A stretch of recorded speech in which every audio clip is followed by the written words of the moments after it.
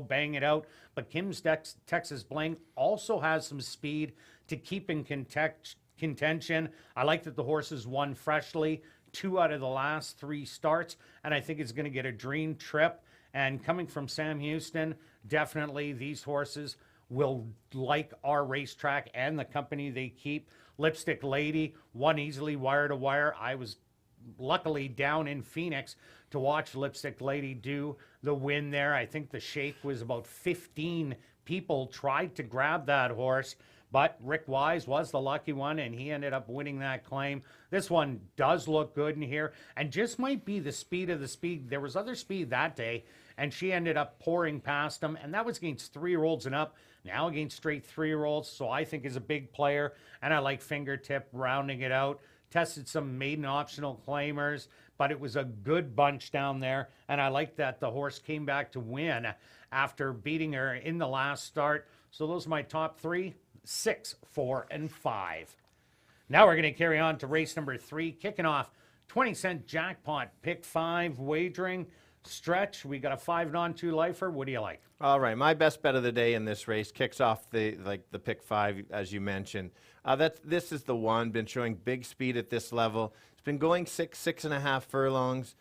One thing to know at Turf Paradise is there's a lot of speed. Those horses like to gun it early. I don't think there's as much speed. Dropping back to 5, I think, makes basically is the difference here. Might be the maximum for this horse. There is not the Turf Paradise speed in here. It's his race to lose, I think. At least that's who they're going to go through. My second choice is the 8. Racing back at Fawner, evenly going about 4.5 furlongs around one turn as well. I guess if the 1 does falter, the 8 could kind of upset. And then my price play, if you're maybe completing the exacta or the try underneath the 1 and the 8, that would be the 2. You have to look back, and this is something I do like to look when horses are off the layoff. If you look farther back, where did this horse, almost handicapping from the bottom up, this horse started in the allowance and then by the end was kind of at the more of the bottoms, probably needed a rest, maybe something a little bit wrong and just not fully healthy. The layoff really helps. So it's a bit of back class, but I've got it 1-8-2. Yeah, my top 2 selections are the same as yours. Big Tony and Mischievous Devil. Both of them have winter racing under the belt, and that plays really well in early on in the meet. You're going to see a lot of the horses that do have starts under their belt get the job done, but not to say that the local horses can't get up and win, but a big percentage are the horses with starts. Big Tony, big speed on the inside. It'll be the one trying to steal it. Mischievous Devil, this horse is running 4 furlong races and in contention in them. So I expect them as the 1-2, but my long shot in here is number 7, Chicago Roll. This is a horse that last year lost his pedals coming out of the gate, had a muddied line first time out. I seen that. I picked it second time out with a couple of favorites over top of it in Muskoka and XI Kid, and it ended up bumping up that tractor really nice as the horse went off at 40-1. So it actually was ready early on. So I like him, and I do like your flat-out leader. Those are about the only 4 I like in here, but I'm taking 1, 8, and 7. Now we're going to carry on to race number 4, kicking off $25,000 guaranteed pick 4 wagering. It's a first level allowance, optional $10,000 claimer for fillies and mares 3 and up. Stretch. Start of the pick 4. Is it an easy one? No, great. Yeah, it's very tough. I think it's a very tough sequence. You've got to maybe take a stand and spread in a few spots. You'll see that later as we go during the races on our pick 4s. But I think you're going to have a good-sized pool. Guaranteed $25,000. I think with the size of fields, it's going to go over that total. So maybe group together, get some tickets, but it's worth the shot. I'm going to start with the 7 horse. This is a horse coming from Golden Gate. And horses last year early on absolutely dominated. It was around 5 or 6 in a row, or 7 out of 8 were winning. And this horse fits perfectly in here. If you watch that last race, I do disagree. This is why you watch replays. It says off slow. The horse really wasn't off slow. I'm just throwing that race out. And that was the horse it lost to was a stake horse, went off at 1-5. You see, Kurt, I'm trying to find more information like you are with the hot bra. I can't keep up with all your information you're throwing at him. So there you go. 1 to 5, the horse had lost to. Almost a key for me that the last race wasn't great, but it was a tough race. Throw that race out. The other ones make that horse very tough. Second choice is the 6. She is the speed of the speed. Likes to go the 5. It's catchy if you can. 2 out of 4 in the distance. It's nice, steady 5 furlong work coming in. This potentially is her type of track as well. We'll see how the speed carries. And then the third choice, your top selection. I like the horse too. Fits at this level. Has been racing around in Turf Paradise here. 9 of 11 in the money, which I really like. But Kurt, I see you've got it first. Take note of all the six thirds out of those starts, but that's okay. It's early in the meet. Kurt, you'll change. 7-6-2. Yeah, Stretch, a rouse and go, though, but there is a pile of speed in here. Some of it looks like it's on the cheaper side with Happy Issue on the inside. Time for a Song offers speed, Boogie Two Shoes, Kate's Princess, and War Maiden on the outside. I just see a pile of speed going out there, trying to jockey for early position and battling head and head. So if that does happen, I'm looking for the closer, and that's why I thought a rouse and go is the one that fits the bill. This horse has run, yes, a couple thirds in a row, but the last time going 5.5, that's the race I like. It was a stalking roll, came up to him, but just couldn't get to the leaders. Only got beat by a length, and that was going 5.5 furlongs. I think this horse will be going at tiring leaders and draws inside, and you get a top jock in Antonio Whitehall. I can't go against the 7, Daniela Bella, as Stretch said. Golden Gate horses absolutely demolished here last year. I think that last race, that was a first level allowance. They jumped way up out of that non-2 lifer over to the allowance, and that was simply, I think, a protection move. Now it gets to come back. It does go in an optional claiming race here. That'll be much easier than it did test at Golden Gate. Wendy Anderson, a fabulous meet in 2021. And for third, you got to take Kate's Princess. First time out, this horse didn't get out of the gate. And then after that, got out of the gate every time. Put together 3 straight wins and then got caught late in a couple others late in the year. She is speedy on the outside, but she doesn't have those races under their belt and going against a bunch of horses with a fitness advantage. So that's why I'm going 2, 7, and 6. Now we're going to carry on to race number 5. We have an allowance race for 3-year-olds and up that are non-2 lifers. Again, going that 5 furlong distance. Stretch, another wide open one. Absolutely. Trickiest race on the card for me. For some reason, we have the same top horse. I think 7 or 8 for sure out of the 9 can win this race. I wouldn't be surprised with whoever gets the right trip. For sure, no standouts. I'm going to go with the 4 horse here just because the horse has been racing at Turf Paradise. I also think that this horse can sit just off. Antonio just knows how to stalk and wait, and that's the difference. Just the right trip makes this horse the top selection for me. I've lost a few times on this horse because the horse just doesn't always get up for me. But I'm going to see, because of that extra racing shape or being in race shape, sets it up. The number 7 is going to be my second choice, throwing out his last 2. I think just Stalker gets a right trip, certainly can potentially be there. And then my third one, I need a bombs away in here, just because, as I mentioned, so many can win. I've used this horse before, and that's Peb. I don't think this horse really can win, but I think you can use this, especially at that price, for second or third to make the exacta or trifecta pay and go from there. I noticed, Kurt, you have the 3 in third. That's about where I almost have it. I think the 3 is probably going to be the favorite. I'm willing to take a chance against that horse a little bit. Turf off to almost 2 years and mostly turf, but protection saver. But I've got 4, 7, 6. Yeah, Stretch. I went after the 4-year-old Silver Biz. This horse ran really good at the beginning of the year last year. Ran in the Proven Reserve against City Champ. City Champ was undefeated. And this horse ran so good going that 5.5 furlongs.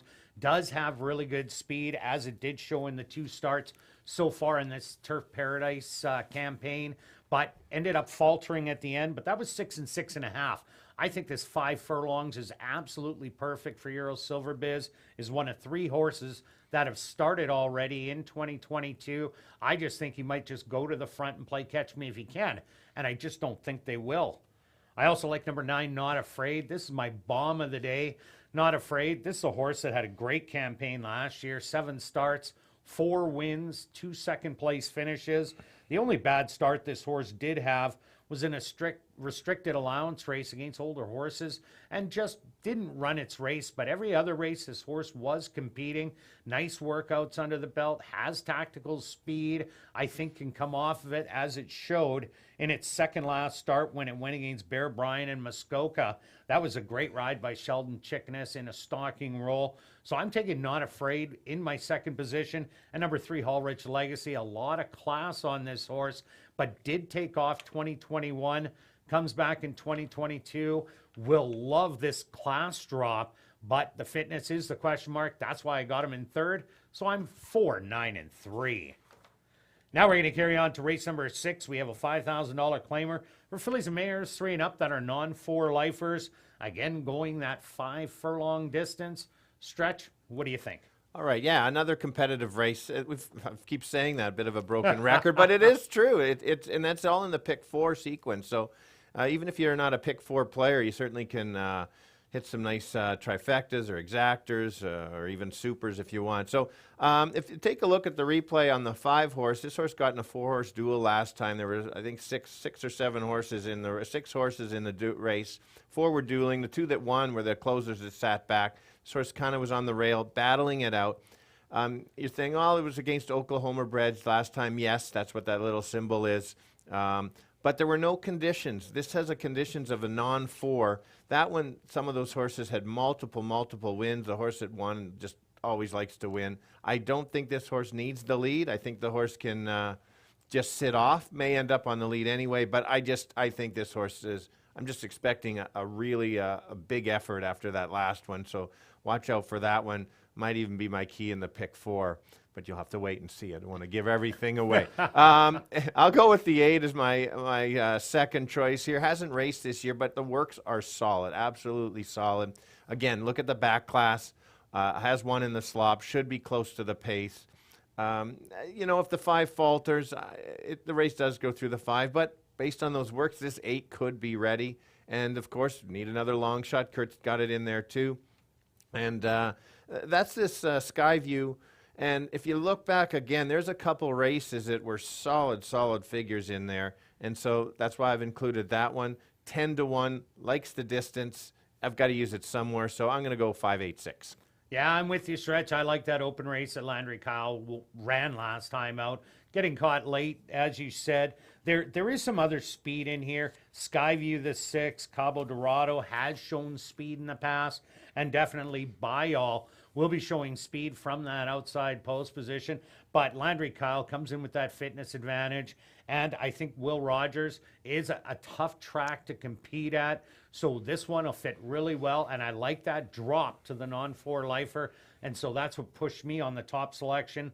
Skyview I thought was a little bit of a long shot, but yeah, Stretch, you're on it too. Those Turf Paradise lines are really good last year, and then ran a couple good races at Century Mile, but obviously something went wrong as the horse was laid up for the rest of the summer. Does come back with sharp workouts, and Arlandino is sending it out. I think that this horse could be ready at first asking and get in your top 3. I also like number 10, By All. Brings that blazing speed to the racetrack. Showed it all last year. Had a tough time getting the wins, but was able to get 2 of them to add to those 5 seconds and 2/3. But 9 for 10 in the money. I think the key here is the 5 furlong distance. If By All has a shot to win early on, it is at the 5 furlong distance, so that's why I like By All. And I also like number 1, Zig. Take a look at this one coming from Charlestown. Had a good rally last time to be third, only beaten a length and a half. That was going 4.5 furlongs. If the speed goes up in battles, Zig might just sit back with that inside post position and rally down the lane. But I'm taking 5, 6, and 10. Now we're going to carry on to race number 7. It's the Nifty, the overnight stake for the older boys, 3 and up. Stretch, who do you like in this one? Number 12, Eddie Forever. is scratched. Yes, yeah, but we get 11 races. This is as good a stake 11 race. horses. Sorry, 11 horses in I a don't want to stake call race. 11 races. No, no. Oh, hey, as a fan, I would. As a fan, I wouldn't mind watching 11. But no, 7 good races, and I've got the 3 horses as the top selection. As did you. Just look at all the stats right away. It's going with the 3 for 6 in first, 5 out of 6 in the money. Last race, there were only 3 horses. I did watch it, but the interesting thing is they were battling, and this horse refused to lose down the lane. And I really like when horses basically battle and will not give up, and that's what I saw. It is 5 furlongs. That's why the key is, with my top selection, is the 3 and not the 10. 10 is my second selection. Make this race 6 furlongs, and it would be my top selection. Solid figures, wins races. If you watch that replay, this horse was fighting the bit early on.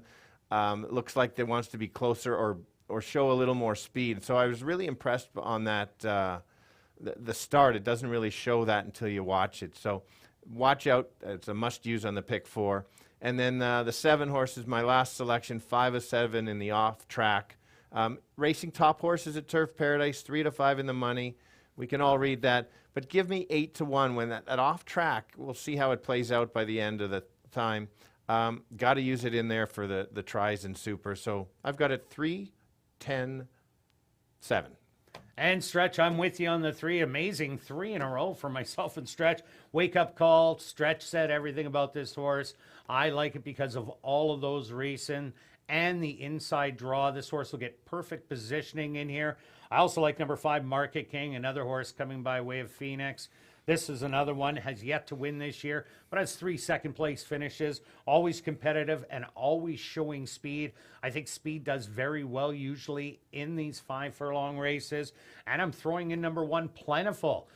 Terrible lines coming out of Oaklawn Park, but Murray Duncan, he's a crafty one.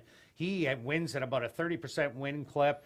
Plentiful wasn't right early on in the year and then took off and ended up winning the Gold Cup to end it off and ran some big races behind St. Louis Guy and Real Grace previous to that. So I'm looking at Plentiful. Doesn't really like the distance, but watch for a big late close off of a terrible muddied form. So I'm taking 3, 5, and 1. Good luck with all your selections evening. And myself and Stretch will be right back after the changes on this evening's Card Racing. Couldn't remember how late it was.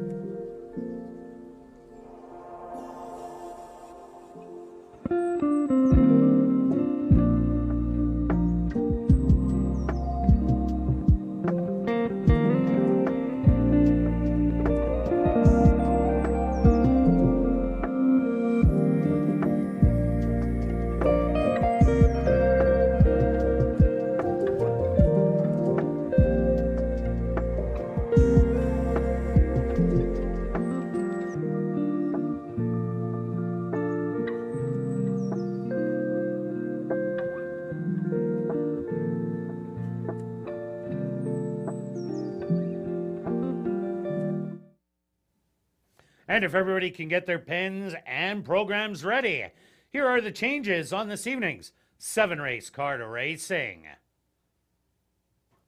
Turning your programs to race number 1, the Don Gray Memorial. Number 1, Misgiving. The ownership should read Misunderstood Stable. Number 3, No Surprise. The ownership should read Jennifer Toronjo. Once again, in race number 1, Misgiving. The owner, Misunderstood Stable. And number 3, No Surprise. The ownership, Jennifer Toronjo. Now turning your programs to race number 2, the Electric Fever. Overnight stake. Number 3, Favorite. Correct the weight to 119 pounds. 1 over at 120. That's race number 2. Number 3, Favorite. Correct the weight to 119 pounds. Now turning your programs to race number 3. Kicking off Jackpot Pick 5 wagering. Number 6, The Truth Project. Make the jockey Praven Badri. That's race number 3. Number 6, The Truth Project. The jockey Praven Badri. As jockey Sheldon Chickanis is off all his mounts this evening. Now turning your programs to race number 4. Kicking off $25,000 guaranteed pick 4 wagering. Just a couple overweights. And they're on your TV monitors. Now turning your programs to race number 5. In race 5, number 7, Major Shepherd. Make the jockey Neville Stevenson. That's race number 5, number 7, Major Shepherd. Will now be ridden by Neville Stevenson. Now turning your programs to race number 6. In race 6, number 9, Cabo Dorado. Make the jockey Neville Stevenson. And the ownership should read Drop-In Racing and James Kaplan. That's race 6, number 9, Cabo Dorado. The jockey Neville Stevenson. The ownership, Drop-In Racing and James Kaplan. Now turning your programs to race number 7. It's the nifty overnight stakes. For the boys 3 and up, number 2, Tapmaster. Make the jockey Neville Stevenson. Number 8, St. Louis Guy. Make the jockey Siobhan Bell.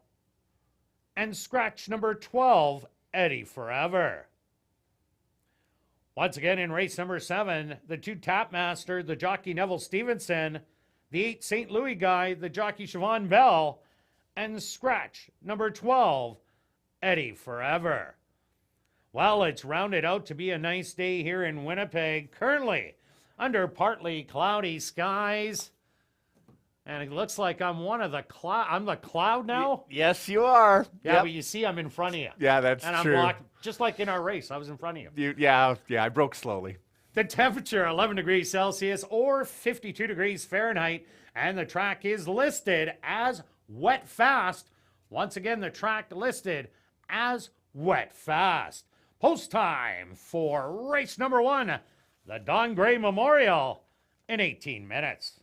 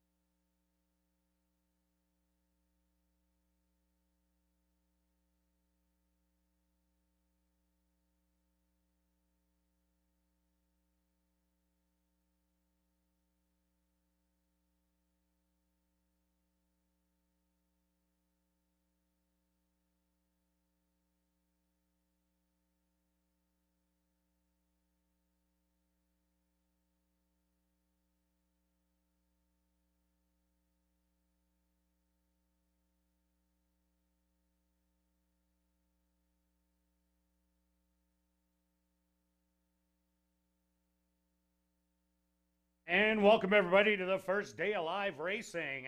We are so excited to have you back.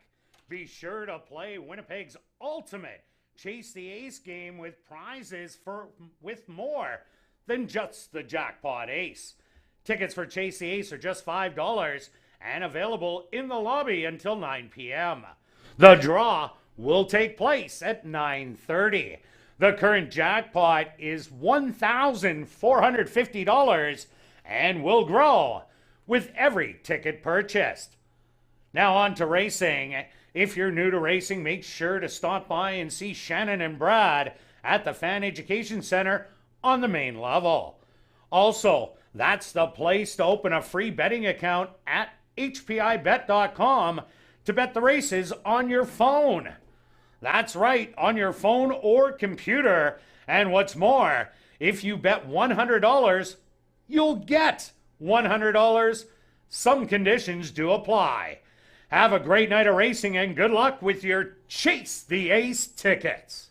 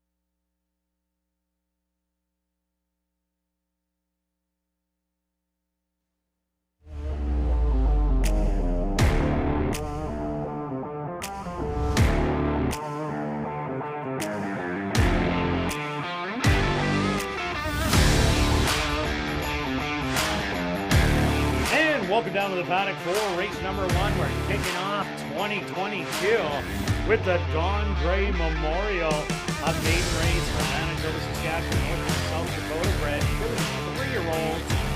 And stretch the field of 7 have assembled for this one. Who do you like?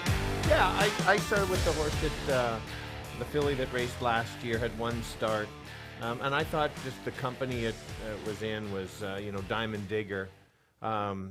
Was the key there, and then Mean Money, who's in the next race, in the stake race. Both are solid. Some of the top fillies last year that raced here. I liked that the horse started to make up ground late. Yes, there was a bit of a Mean Money was tiring, but I just think that this horse is ready to improve, and I think based on the other ones in here that she's going to be tough. Yeah, your top selection, you gave some great information on ASD Live. Go ahead. Hot Linda has a hot half brother in Hot Run. That's a horse here that was Claimer of the Year, won 20 out of 52 starts, over $225,000 in earnings. Has only a couple of workouts under the belt, but they are solid ones. 37-4 and 49-4. Lise Pruitt had her breakout year last year. I'm looking for Hot Linda to at least have a piece of the half-brother Hot Rod and looking good in the paddock right now. So that's why I went to Hot Rod. Yeah, and my third... Or Hot Linda. There we go. Hot Rodden's racing tomorrow. I went with the 4-horse, just based on works. Like I said, 6 was my top selection, and then the 7, after Kirt gave me that information, a bit of team handicapping. Just don't want to miss out on something like that. Always good to collaborate. The workouts, I thought 1 and 4 probably worked in company, and the 4 seemed to beat the 1 by a length. I can't confirm that, but I'm just basing that they're in this kind of working out on the same days. For me, it's like I said, a bit of a guess. 3-year-old fillies, 1 start or no start of the meet. So yeah, like I said, I'm more 6-7. Yeah, I also like the 2 Mia Bear. Ran a good race first time out, was right in contention to the head of the lane. Then Lucky Chucky just poured it on. Lucky Chucky is undefeated and won his next race easily by another 9 lengths after winning that one. And 19 lengths after winning by 9. So Mia Bear, Fred Rawson, he can get these horses ready first time out, getting some action on the board at 3-1. So I'm thinking this horse is one of the plays. And maybe number 4, Dot Dash Dot, out of Vengeful Wildcat, has been an absolute on-fire sire here in Manitoba over about the last 3-4 years. So this one might be able to show a little bit. The siblings only had 3 winners out of the 4 of only 1 race each. So we had a bunch of non-2-lifers, but maybe Dot Dash Dot might be able to get a little piece. Stretch, what about your wager? Okay, yeah, just briefly, just talking about the 3, don't forget Wide Open. If you like a long shot, that horse did show a bit of speed last time, so you never know. My wager, as you can see, it's a nice conservative start, 20 to place on the 6. It's the first race. I don't want to, get behind too quickly, and just starting off slow. I've got some bigger bets coming. Okay, I swing for the fences. Everybody knows that. I'm going after a $10 double. I'm taking Hot Linda, the 7, to the 4 and 6 in the second leg. $10 one, $20. Good luck with all your wagers here in race number 1, and we'll see you back for race 2, the Electric Fever.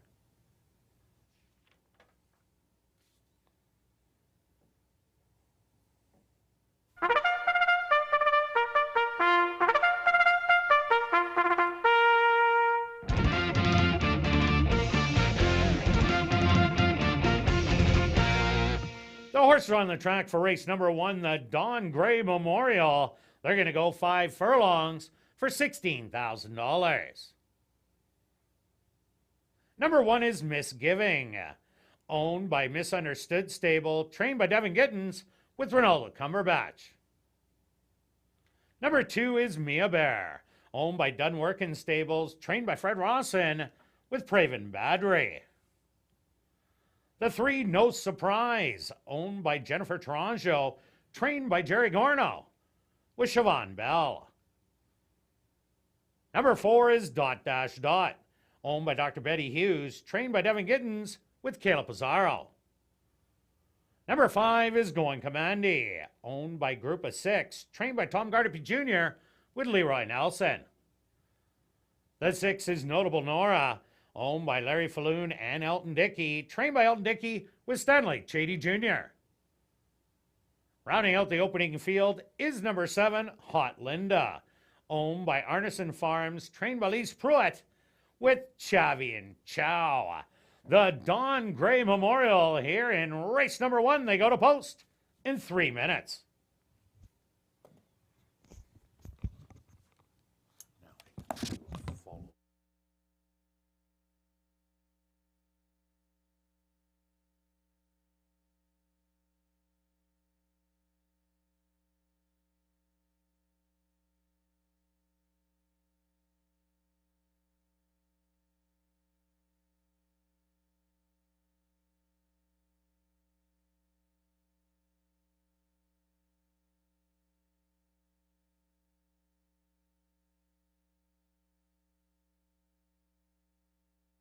And ladies and gentlemen, following the running of this race number 1, the Don Gray Memorial, Assiniboia Downs is very pleased to have on hand Alan Gray representing the Gray family and Blaine McLaren and Shannon Dolly representing the HVPA.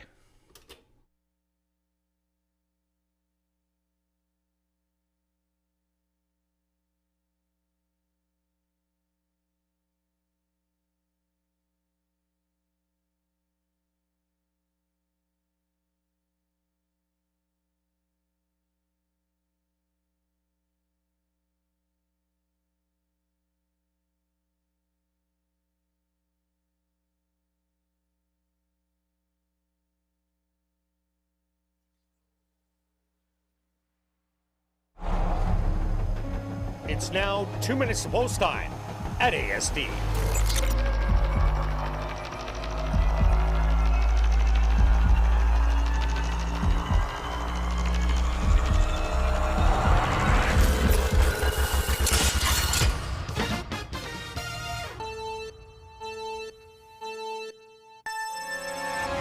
All right, filly's going 5 furlongs. It is a bit of an unknown first race of the year. 3-year-olds haven't raced too often. I'm going to go with what I do know, and that's the 6. This horse, filly, had a very good first out, was closing late, ran against a couple very nice other fillies. I think she's got the right running style. The distance isn't going to be a problem. The others may not get the distance this early in the meet. So 6 is my top selection. 7 might be the speed. A long shot that I've got at 13-1 is the 4 to be possibly in the money. Kirt? Yeah, Stretch, I went to number 7, Hot Linda, the first-time starter on the outside, the 7. I like her half-brothers, and they won early and often. So Hot Linda with her couple works coming in, I think she's ready to go. I do like Notable Nora, the 6, and the 2 Mia Bear, just underneath in the exactor. But it's number 7, Hot Linda for me. Good luck in race number 1.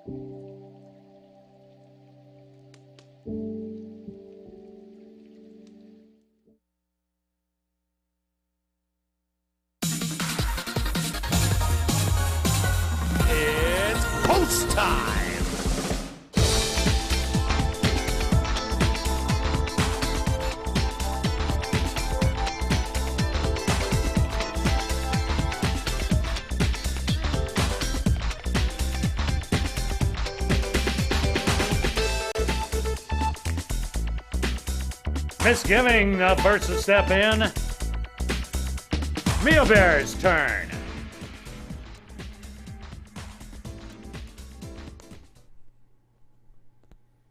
Next up, No Surprise.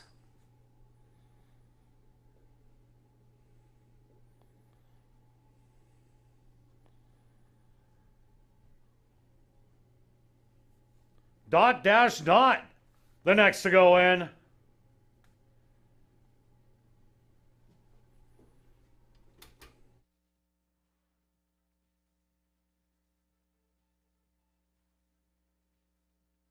Going Commandy. She's ready to step in.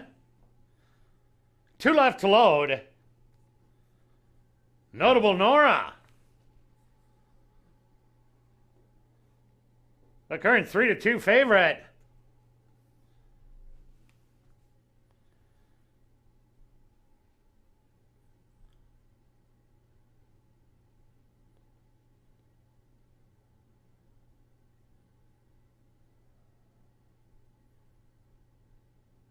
Notable Nora getting a little extra help from the gate crew.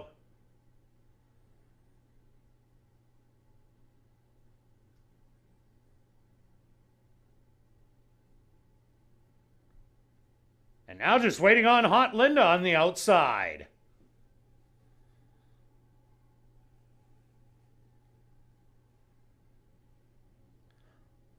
The field is set.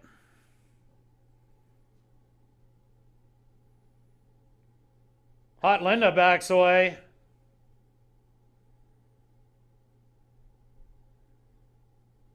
Now she goes in. They're at the post. And they're off. In the Don Gray Memorial.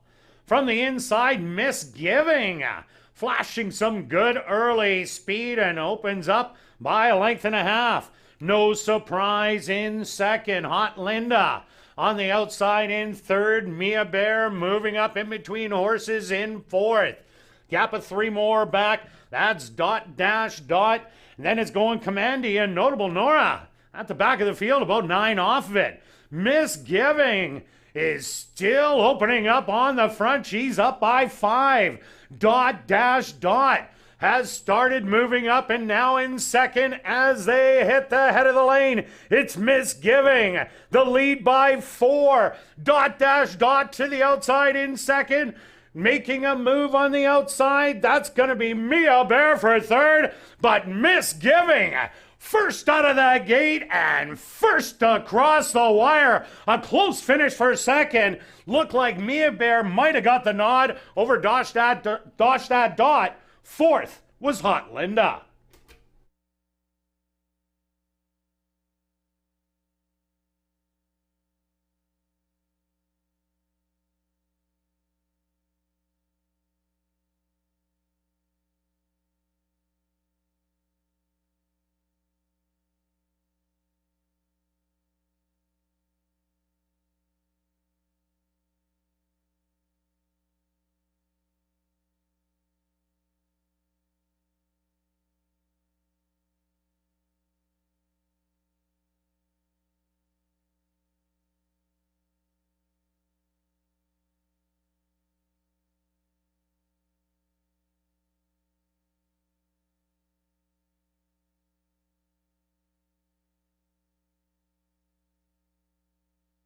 The stewards have requested a photograph to determine the place position. They went the opening quarter in 23 seconds. The half, 47-2. Time for the 5 furlongs, 1 minute and 3/5.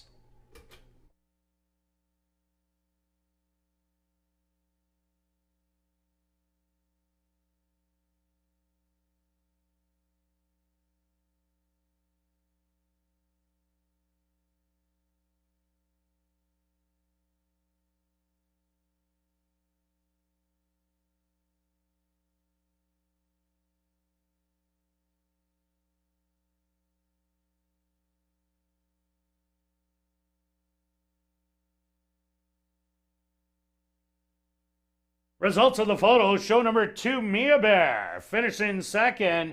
Third goes to number 4, Dot Dash Dot, and fourth to number 7, Hot Linda.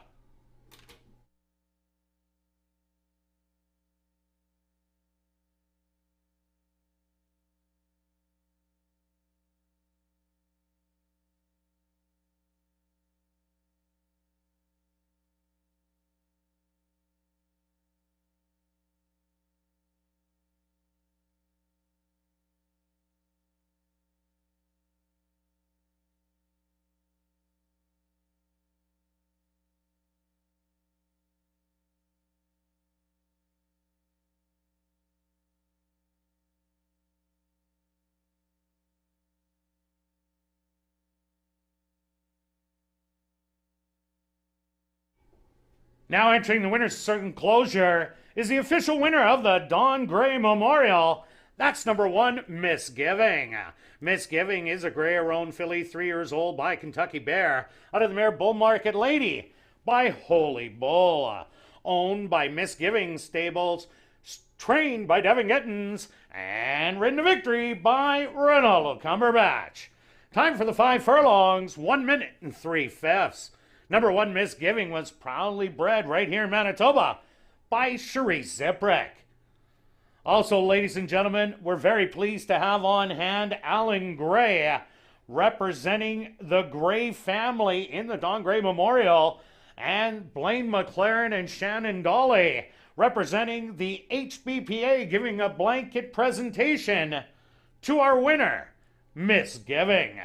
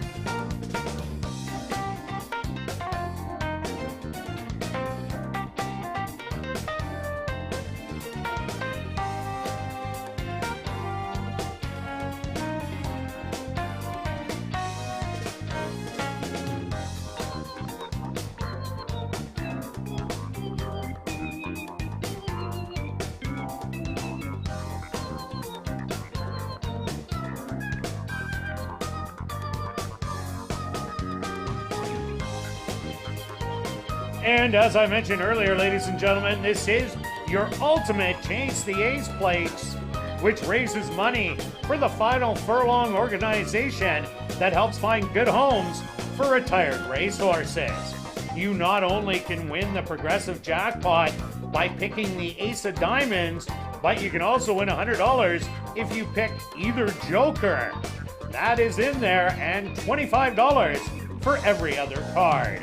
Tickets are just $5 each and available in the lobby.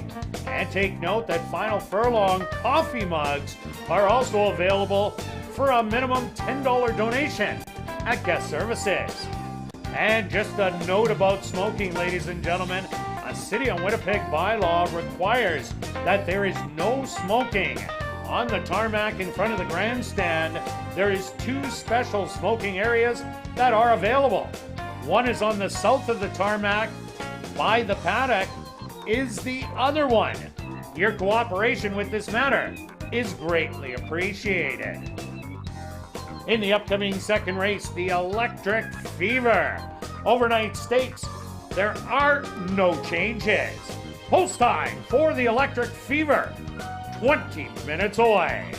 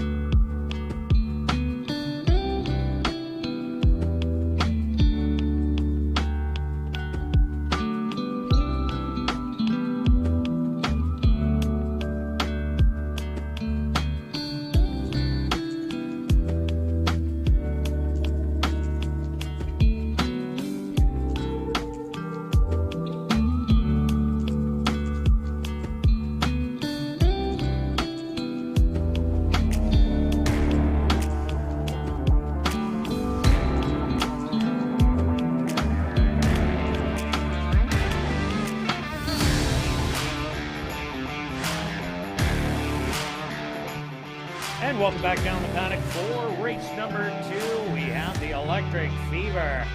Stakes races, 3-year-old fillies going a 5-furlong distance. Stretch, quick look back at race number 1. Misgiving, quickly out of the gate to wire. Yeah, very impressive. Just toyed with that field, got out and just kept going and increasing it. So it's one race, so you can't really make any, I'm not going to make any calls. I will mention how good the track looks. Like it's, and the wind is dying down. We're getting close to pretty good racing conditions considering what we saw this morning. I was a little worried. But yeah, this morning was an absolute mess out there. Track superintendent Rick Ball and Shane Ball, fabulous job in what they did with this racetrack and having it all sealed up and then opening it up. And it looks absolutely dynamite for the Electric Fever and the rest of the card today. Who do you like in here? Okay, let's pick a better one. I'm already chasing the meat now, but I've got a fair amount of races to go to get back. Here we go. I'm going to start with the 4. Lipstick Lady, you mentioned that you were there that day. I think she looks really good. One thing I did comment on ASD Live is the horse did drop in class, but did go against older in that race, but won and toyed with the field. So it was a sharp claim. You'd mentioned there were 15, about 15 in there for the shake of trying to get it. So clearly a luck for Rick. Spots there. My figures say the horse is ready to go. If this horse, I believe, has the most speed of the race. And so that's why that is my top selection. There it is. Yeah, I really like Lipstick Lady in here, but I ended up going to Kim's Texas Bling. I know you like this horse also. It's your second choice. But this horse won a couple really nice races out of its last 3. That Remington Park 7-furlong maiden allowance, that was a really good one, drawing off to win by 5. Came back in a $75,000 stake. It was only a 5-horse field, but only lost by a head for second, and then came back and won the non-2 lifetime condition rather convincingly in a stalking role. I think there is speed to go with Lipstick Lady and number 2 Mean Money and Fingertip. So I just think that Kim's Texas Bling is going to get an absolute dream trip in here. Yeah, I don't doubt that. Like I said, that was a second selection. It completely fits. I'm going to go with a bit of a price here at 8-1, and that's the 5. If, by the way, if anybody wondering, it's Jake on the camera today. Thanks, Jake. There's the 5, my second selection, a gray horse. And gray horses, just to let everybody know, are not necessarily faster. There is that rumor out there. I don't like the horse because it's gray, even though it looks great. Higher class racing, some optional claimers in there for 30,000. Was in for 10, got claimed for 10, whereas the 4 did get claimed for 3,500. Tells you that the owners were trying to protect the 5, and those last 2 races make this horse, I think, very competitive. Is a maiden though, so I'm not a big fan of maidens in stake races, but figures are there. Has been racing, so third selection. Yeah, another horse to look at in here, number 3 Favorite. This horse has run 5 times. The first 2 starts, though, terrible breaks out of the gate and wasn't able to recover. First time lost the rider. Second time was just a mile back. But the next 3 races were all good ones, beaten by Bankin' on Betty and Diamond Digger. Both those horses went undefeated last year and never lost by much. 3 lengths to Diamond Digger both times and only a length to Bankin' on Betty. Favorite is running against horses with winter fitness, but I think this horse does have the talent, and the works aren't bad at all. Nice half mile, 48-3. I agree with you. If this race a little bit longer, or at least had a couple starts, I mark this horse down for the future. Certainly can pick up a piece. Like you said, you think there's a bunch of speed. This horse will not be on the lead, and she will be closing late. So, and then the other, to Mean Money, shows speed. You never know. From going from 2 years old to 3 years old, just could increase that speed and maybe surprise the 4 and get loose. We saw the 1 in the first race. Maybe the rail might be the spot to be.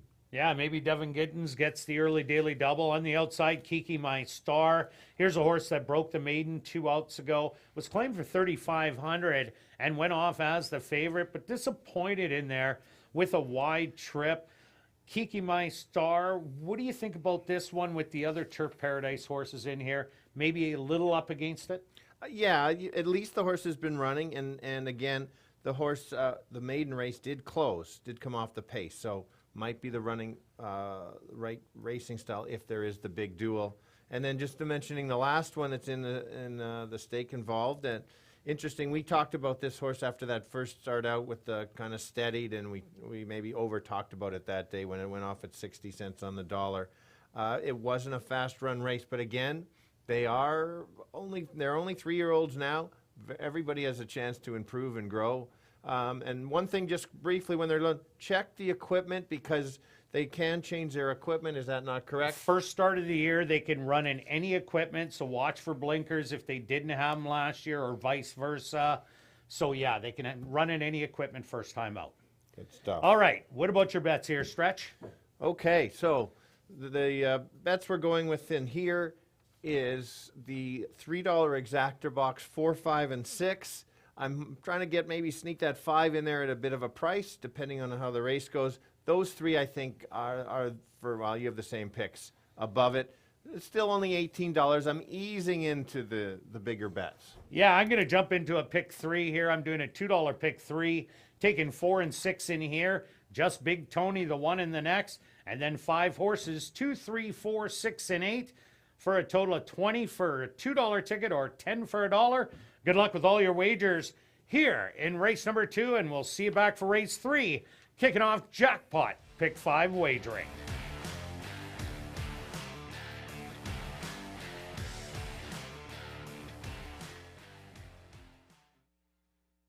gotta do silks. That last race is gonna be great. Overnights, they usually don't.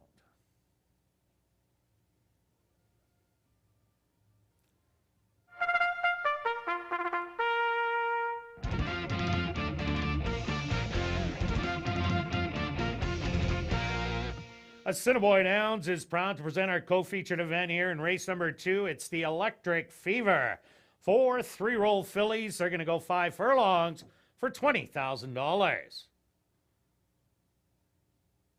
Number 1 is Fly Through Traffic, owned by A2 Thoroughbreds, trained by Michael Nault with Praven Badry. Number 2 is Mean Money, owned and trained by Devin Gittins, Caleb Pizarro aboard. Number 3 is Favorite, owned by Shelley Brown, B&J Stable, Osland Bell, and Steve Holborn, trained by Shelley Brown with Leroy Nelson. Number 4 is Lipstick Lady, owned by Bernie Green, David Galloway, Jerry Gowdy, and Rick Wise, trained by Rick Wise with Antonio Whitehall. Number 5 is Fingertip, also owned by A2 Thoroughbreds, trained by Michael Nault with Stanley Chady Jr. Number 6 is Kim's Texas Bling, owned by Henry Wood Jr., trained by Jerry Gorno with Chavi and Chow. Rounding out the field is number 7, Kiki My Star, owned by John Gannis, trained by Stephen Gaskin with Ronald Alley. The Electric Fever. Here in race number 2, they go to post in 5 minutes.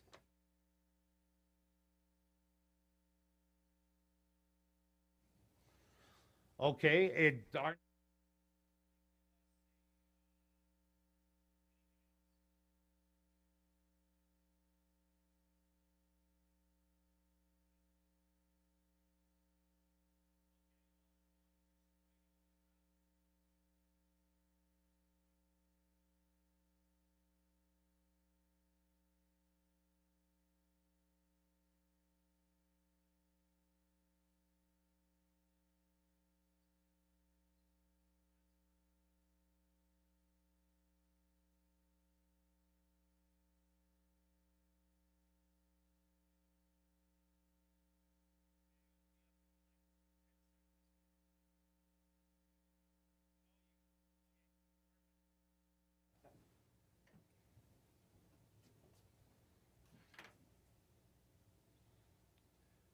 and ladies and gentlemen, our best turned out horse here, sponsored by the HBPA Manitoba, that we're giving out every night, is number 7, Kiki My Star. Kiki My Star, the HBPA Manitoba best turned out horse of the evening.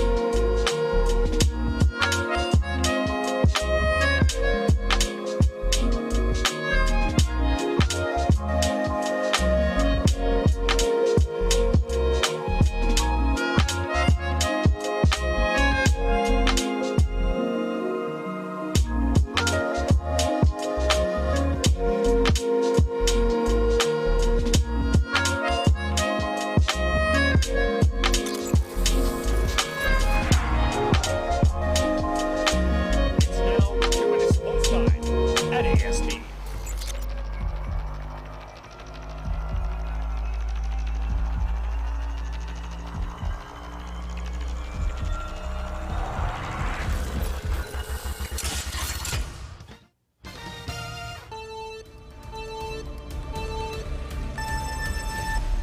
Right, fillies again going 5 furlongs, but we have a bit of a minor stake race here.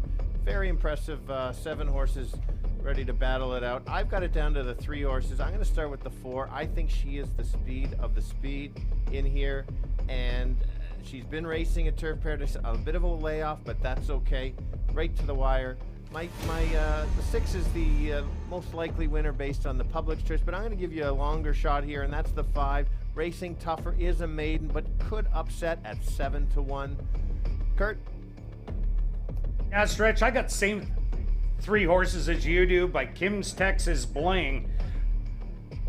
That's the one that I like the best. This horse had the win breaking the maiden at Remington Park, went in a $75,000 stake race, ran a respectable 3rd, losing the photo, and then came back to win. I think this horse is just on a roll, testing the toughest. So that's my top selection with a close lipstick lady. Good luck here in race 2.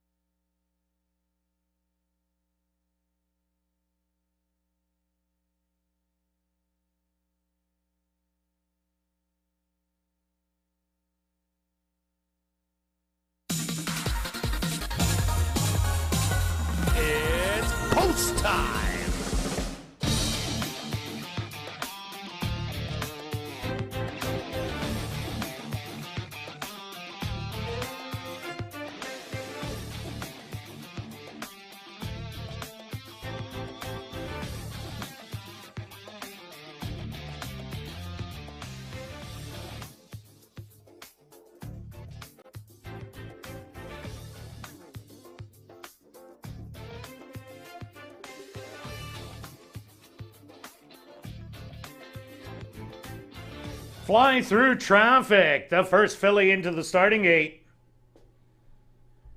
Mean Money is now in. Next up, Favorite.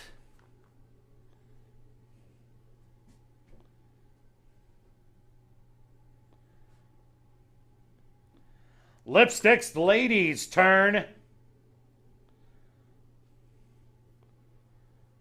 Now Fingertip steps up.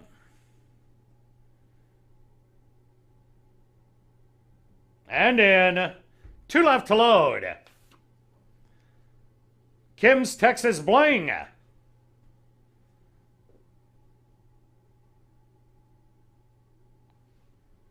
The current favorite. And now just waiting on Kiki, My Star.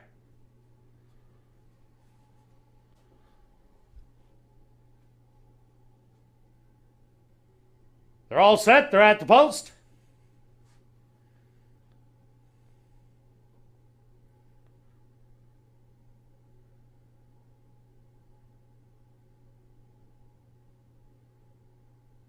And they're off in the Electric Fever.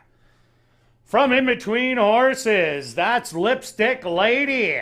Flashing early speed with Mean Money painted on her inside. 3 wide, Fingertip in the early action. Another length to Kiki My Star and Kim's Texas Bling also running as a pair. 6 more lengths back to Favorite. And the early trailer will be Fly Through Traffic. The opening quarter, 23 seconds. And Lipstick Lady now takes over as the leader by a length and a half. To the outside, Fingertip is moving up.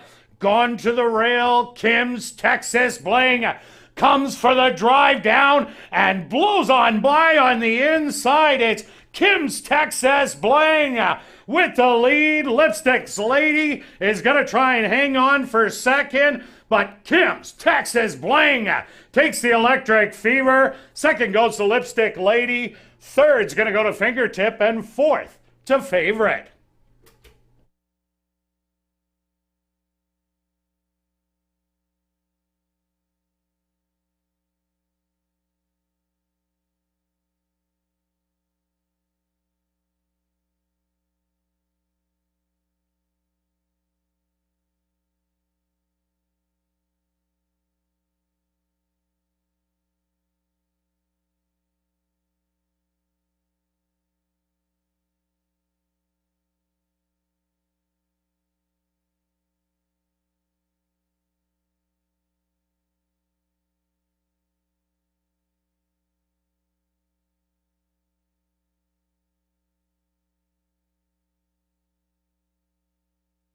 Stewart's opposed to number 6, Kim's Texas Bling. As your race winner. Second goes to number 4, Lipstick Lady. Third, correct my call, is number 5, Fingertip.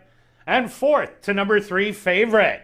They went the opening quarter, 23 seconds. The half, 47 and 3. Time for the 5 furlongs, 1 minute and 1/5.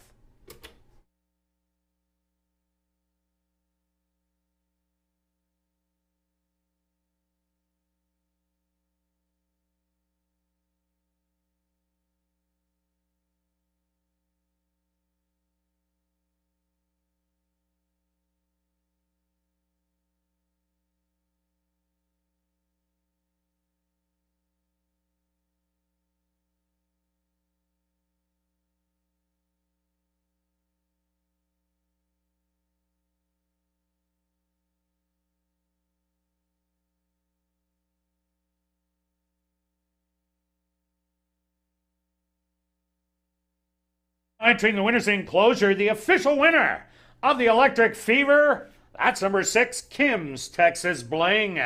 Kim's Texas Bling is a dark bear brown filly, 3 years old, by Texas Bling. Out of the mare, I'm a Be a Wildcat by the Wildcat. Owned by Henry Witt Jr., trained by Jerry Gorno, and ridden to victory by Chavi and Chow. Time for the 5 furlongs, 1 minute and 1/5.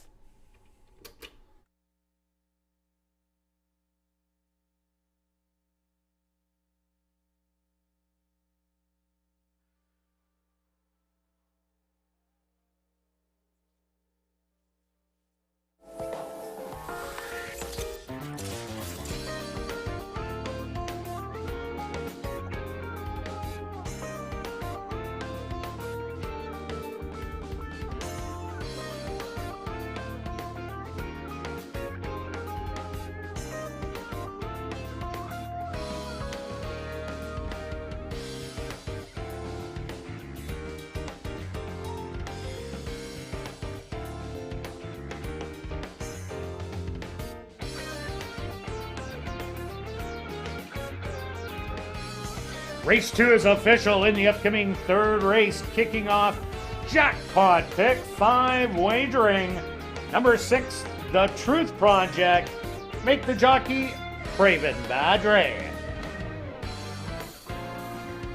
Once again, in this, the upcoming third race, number 6, The Truth Project. The jockey Craven Badre. Also, ladies and gentlemen, if you're new to Assiniboia Downs, check out the 140 VLTs on the second level. They're open all day, every day from 10 a.m. to 1 a.m. And this is the first leg of the 20-cent wager called the Jackpot Pick 5, coming up right here in race number 3. If your ticket is the only correct one, picking the winners of races 3 to 7, you win the whole jackpot. When there's more than one winner, a consolation is paid out, and the jackpot keeps growing. Post time for race number 3, 19 minutes away.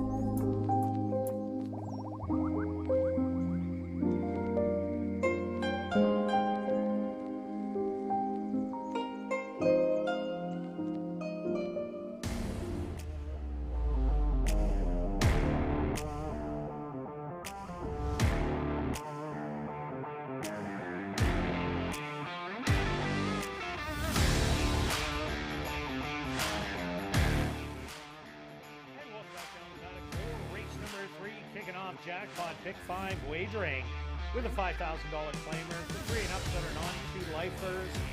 They're going to go 5 furlongs stretch. Quick look back at the Electric Fever. Lipstick Lady tried to steal it. But Kim's Texas Bling found the rail, found the winner's circle. Yeah, it was a really good ride.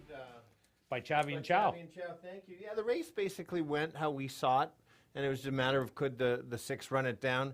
I lost sight of where the 6 was and then saw the rail and exploded down the rail.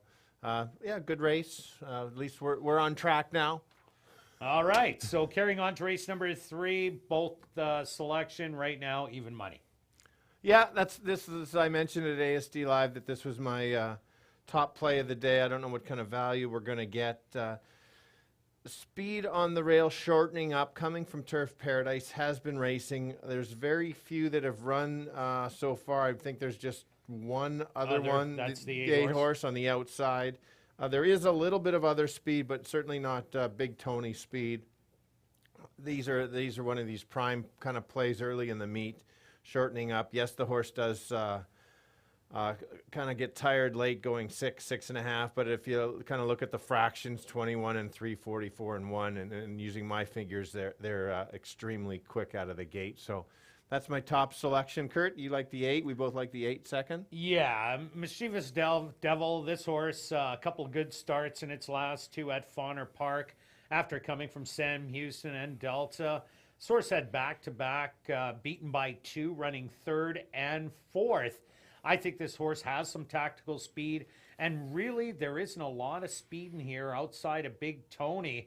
You maybe Flat Out Leader can show some, or the Truth Project. But Mischievous Devil, Jerry Gorno, we've just seen him win the last one. Definitely this one, big player in here. Yeah, no, I agree with you. Mine kind of, well, surprisingly 2-1 here on the 2, which makes sense. Briefly talked about the kind of the bottom-up handicapping, looking at where this horse started last year, and you're going to see was in for some allowance and 15 claimer, and then kind of and against some real tough ones. Very tough horses, you're right. In Alberta. Yeah, and then the last couple maybe decline, needed the break. I think that's showing that maybe that Tom can have this horse ready.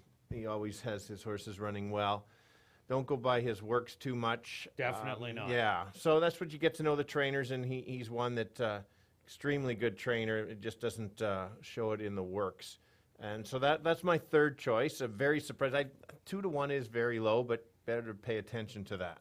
Yeah, another horse I like in here, number 7, Chicago Roll. Nice big long shot at 25-1. First time out, the horse reared, the jockey lost his irons, so you cross that race out and came back and ran a huge one against Muskoka and Exide Kid. That was against horses who had already started, had the running under their belt and a couple of starts. So Chicago Roll ran really well. I see the speed going out, but if you're looking for that horse to maybe rally off of some tiring leaders, I think Chicago Roll's the one, because I think Ben Roy a little too far back, and the 5 and the 6 are looking for a level here in Winnipeg. Yeah, I agree with you. Certainly shouldn't be 24-1. Maybe not in the win, like you mentioned, but certainly in the mix. And just point a note on number 5, Passion Wally. It is missing that this horse was placed first in that last stake race down in Fargo on August the 1st, and that's why he's in for a non-2 lifer. Yeah, very good, very good. And so also when maybe it's horses you don't necessarily like in the race, but make note, this is where you can go early on. Maybe they break slow in the race, or really pay attention watching the replays, and that might be something to consider with the ones that probably need a start. You can get them next time, just like Kirt did on Chicago Roll last time. Any others to mention? Maybe one other, the Truth Project. This is a horse that came Grand Prairie, Lethbridge, over to Century Mile, and first time out, went the mile, didn't like that at all. But that was a good sprint race for 8,000 non-2 against a tough It's All on Slew, who was knocking on the door all last year and ended up getting it done in mid-July there. So maybe the Truth Project could be another long shot to throw in. Yeah, for sure. Show speed. That's what you're looking for. So, like you said, you mentioned Chicago Roll. We like, but is a bit of a deep closer. All right, let's go to our wagers here in race number 3. And both of us, of course, we always chase after. The pick 5 stretch started off. Okay, just if you're looking on the screen, the total of the 2 tickets, the pick 5 is actually $43.20. That includes the $30 to win. I didn't want to miss out. I wanted to make sure, best bet, I don't want to miss the pick 5. I've got 1 in this race. In the next race, 2, 6, and 7. Then I've got a bunch in the 4th race, 2, 3, 4, 5, 7, 9. In the 6th race, 5, 6, and 8. A long shot in there. And in the last race, 3, 7, 8, and 10. Again, a couple long shots as well. 30 to win to cover my pick 5. And myself, 20-cent pick 5. I took the 1 on top with the 2, 3, 4, 6, 7. Then just the 4, 9. Then the 1, 5, 9, 10, and rounded out in race 7 with 1, 3, 5, and 10. The cost of the ticket, $32. Good luck with all your wagers here in race 3. See you back for race 4, kicking off $25,000 guaranteed pick 4 wagering.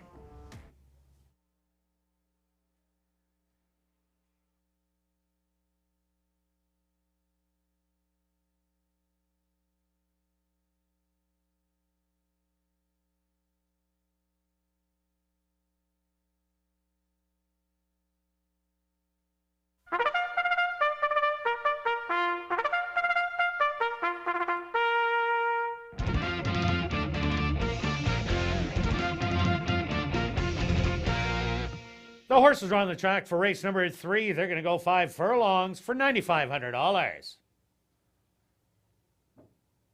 Number 1 is Big Tony, owned and trained by Elton Dickey, Chavi and Chow board. The 2 is Flat Out Leader, owned by Black Diamond Stable, trained by Tom Gardapi Jr. with Leroy Nelson. Number 3 is Benroy, who paraded early, owned by the Assiniboia Racing Club, trained by Devin Giddens with Caleb Pizarro. Number 4 is Boxcar Enola Gay, owned by Scott Horse, trained by Jim Donnelly with Ronald Alley. Number 5 is Passion Wally, owned by Scott Horse, trained by Jim Donnelly with Arthur Badu. Number 6 is The Truth Project, owned by MT Stables, trained by Tom Gardapi Jr. with Praven Badri. Number 7 is Chicago Roll, owned and trained by Ryan DeJarlis, Stanley Chady Jr. aboard. Rounding out the field is number 8, Mischievous Devil, owned by Henry Wood Jr., trained by Jerry Gorno, with Antonio Whitehall. Jackpot pick 5 wagering. Here in race number 3, they go to post in 4 minutes.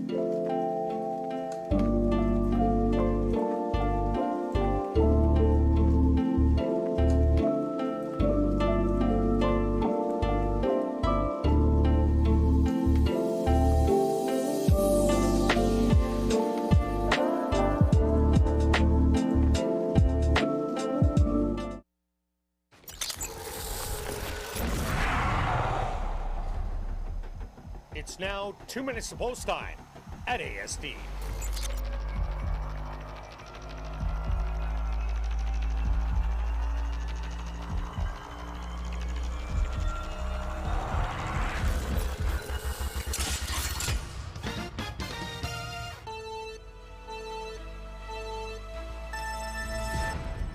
Here we go, 5 furlongs again. This is a 5,000 non-2 lifetime, meaning horses have only won one race, looking to win their second. I'm on the one as one of my top plays of the day. I think the speed on the rail, we've seen the rail being a good spot in the first 2 spots. It's catch me if you can. 8 to 5 is about the price I expected. The horse that interests me now, right now, is the 2 horse. Talked about the back class on ASD Live. Getting a lot of action. Pay attention to that. But I've got it 182, maybe 128. Kirt? Yeah, Stretch, I'm with you on number 1, Big Tony.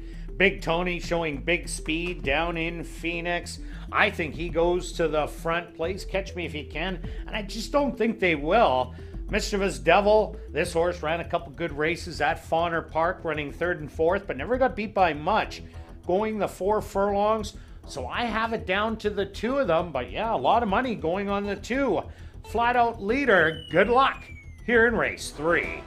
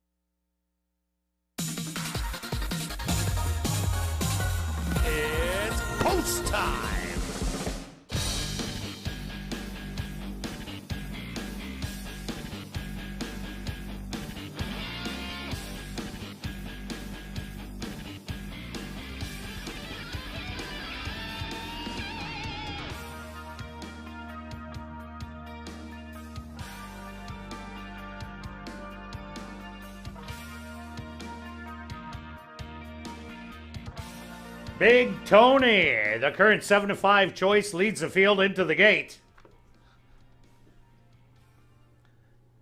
Next up, Flat Out Leader, the co-favorite.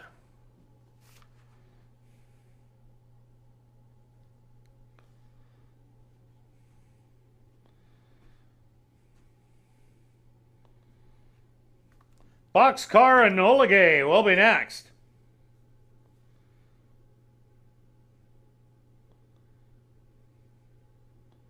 Ashton Wally goes in.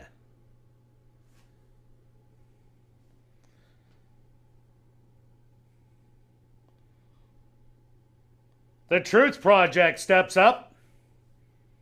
And in. Chicago Roll's turn.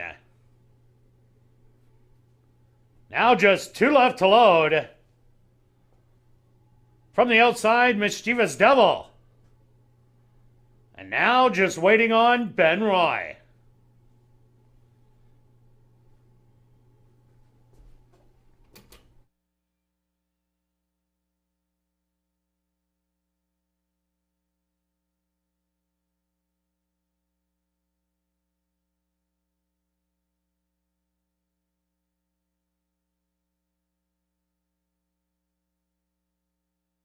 Ben Roy will be loaded with outrider Caleb Pizarro, and once Ben Roy is in, she'll climb back aboard.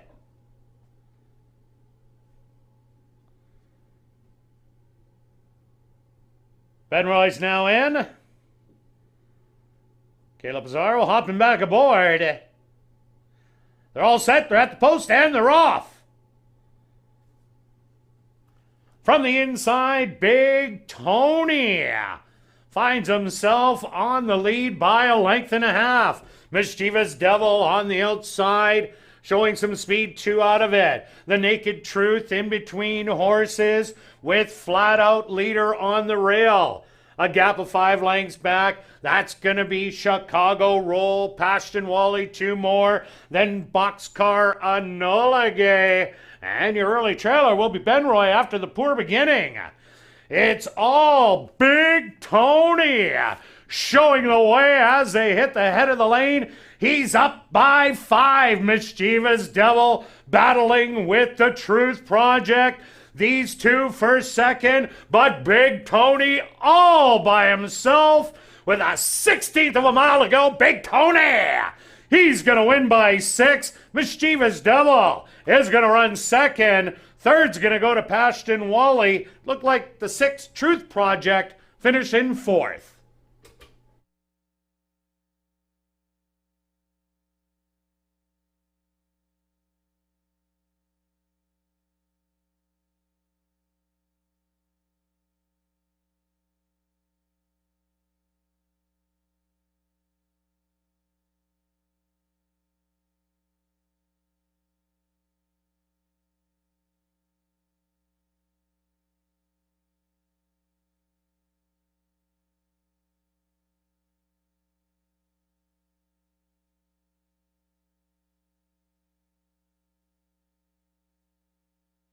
The stewards will post to number 1, Big Tony, as your race winner. Second goes to number 8, Mischievous Devil. Third to number 5, Ashton Wally. And fourth to number 6, The Truth Project. They went the opening quarter 23-1, the half 47-3. Time for the 5 furlongs, 1 minute and 2/5.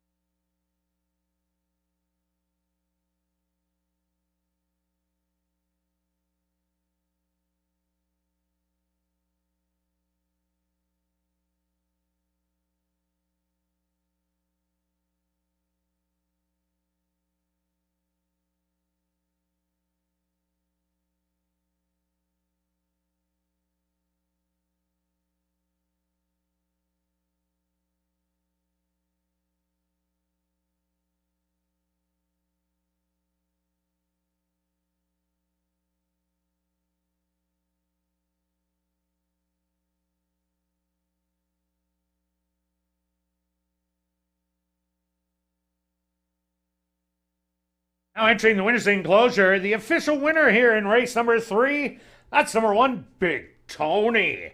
Big Tony is a big gelding, 4 years old, by Lots of Mischief, out of the mare Brookton by Trust and Luck, owned and trained by Elton Dickey, and ridden to victory by Chavi and Chow. Time for the 5 furlongs, 1 minute and 2/5. Congratulations goes out to jockey Chavi and Chow, who scores the double. Back-to-back winners for jockey Chavi and Chow.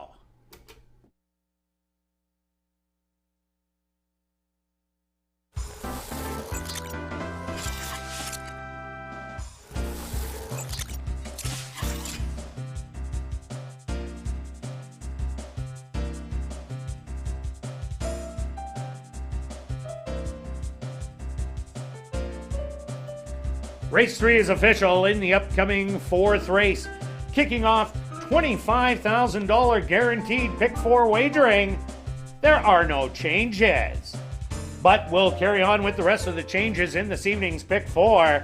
Turning your programs to race number 5. Number 7, Major Shepherd, will now be ridden by Neville Stevenson.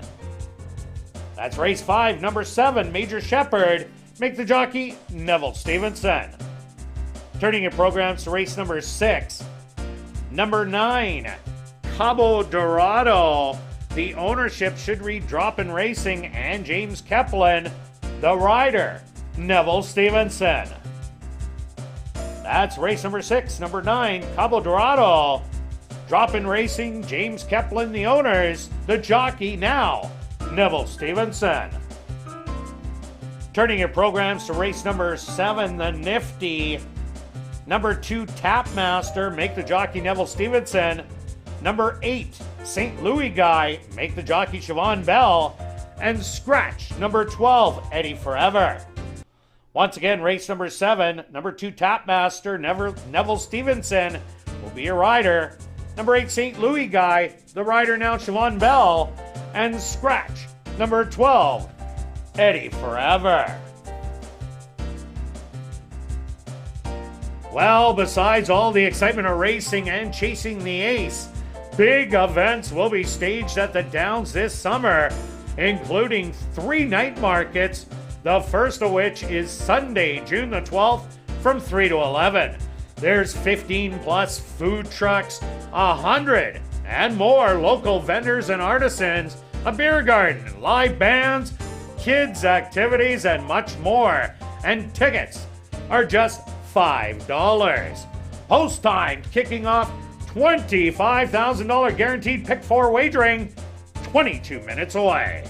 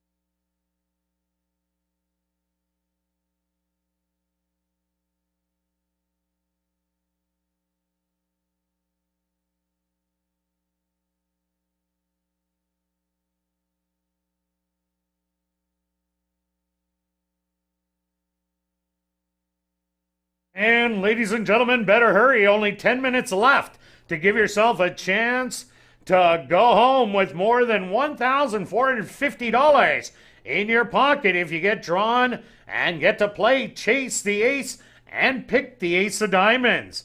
Get your tickets at guest services in the lobby for just $5 right now. And remember, you're helping support Final Furlong that helps find good homes for retired racehorses.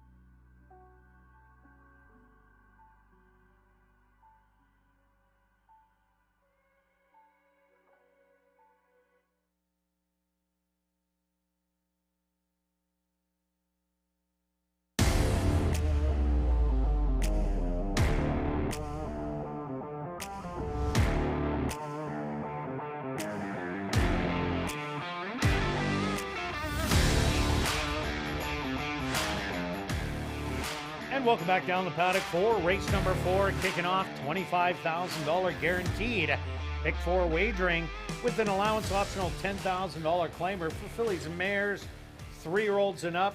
Quick look back at race 3. Big Tony didn't disappoint.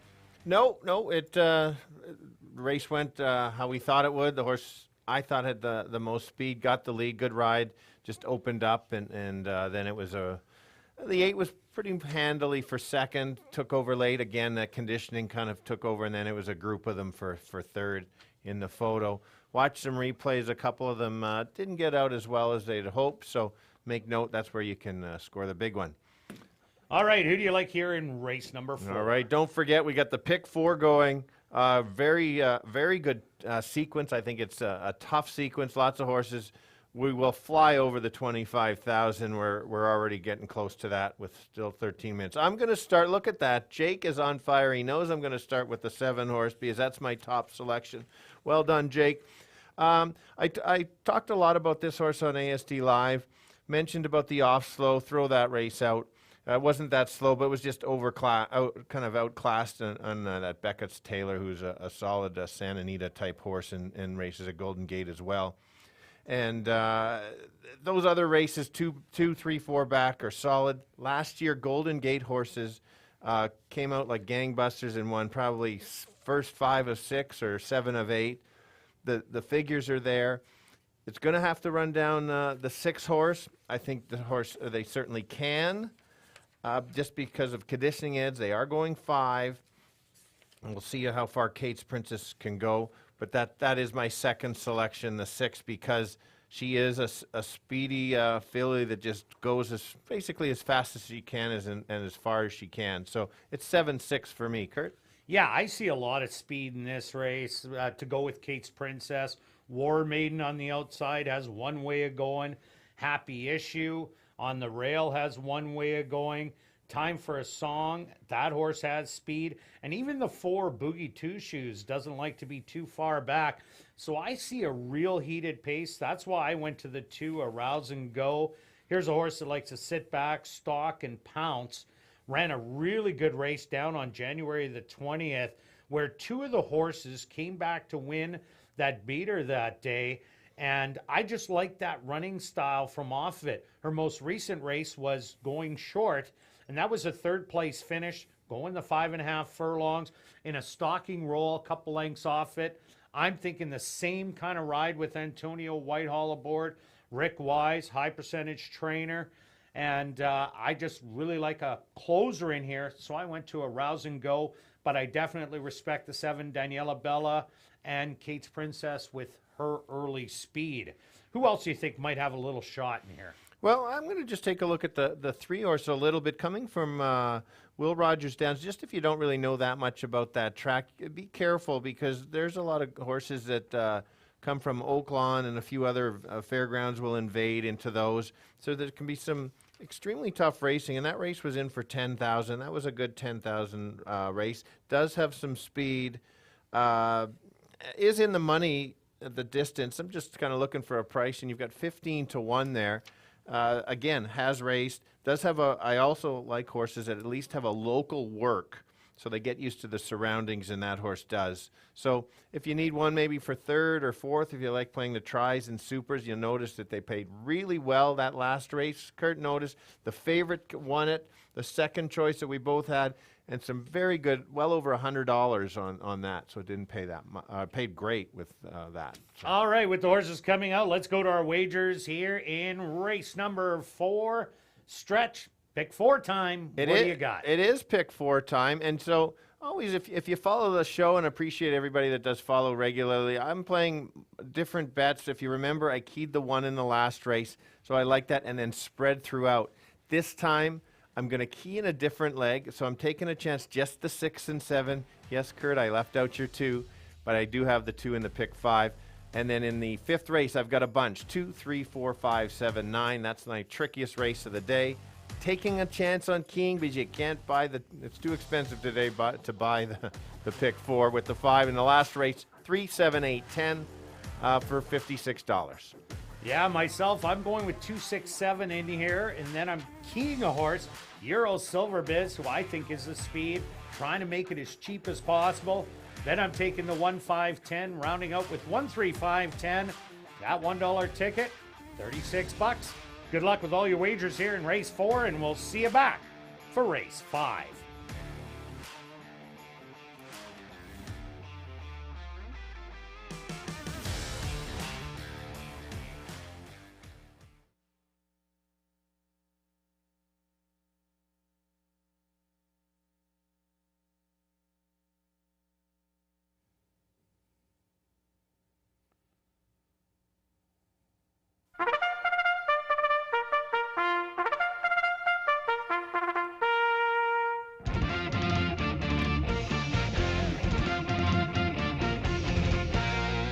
The horses are on the track for race number 4, kicking off $25,000 guaranteed pick 4.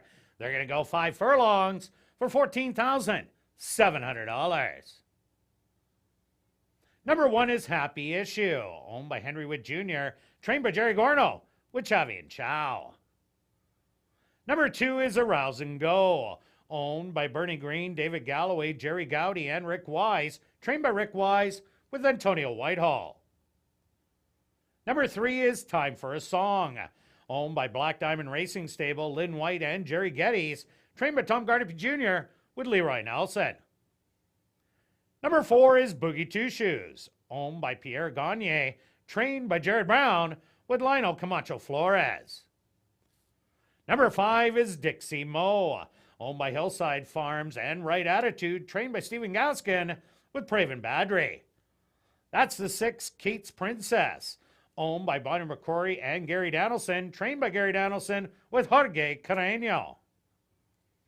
Number 7 is Daniela Bella, owned by Bill Michael and Wind Answer Stable, trained by Wendy Anderson with Neville Stevenson. Rounding out the field is number 8, War Maiden, owned and trained by Bill Mooney. Ronald Ellie in the saddle. Guaranteed $25,000 pick 4 wagering. Here in race 4, they go to post in 7 minutes.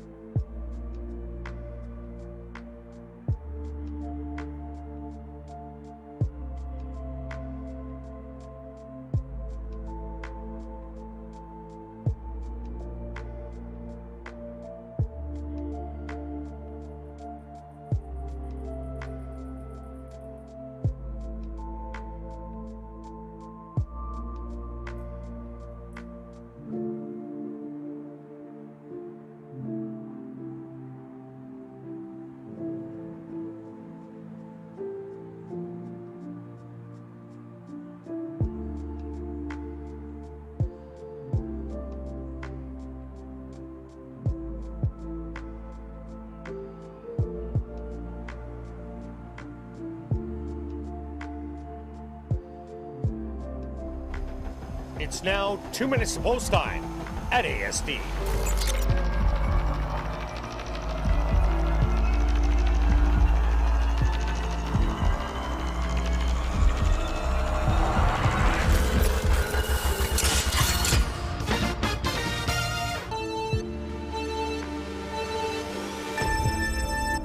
All right, here we go. Fillies and mares going 5 furlongs in an allowance optional claimer race. I'm on the 7 at 4-1. I'm surprised at the value. I expected a little bit lower. The 6 certainly can win. She's the one, Catch Me If You Can. Even money is a little too low for me. 4-1, great value. Golden Gate horse, basically running at a higher level, sitting on probably a stalking trip and taking over.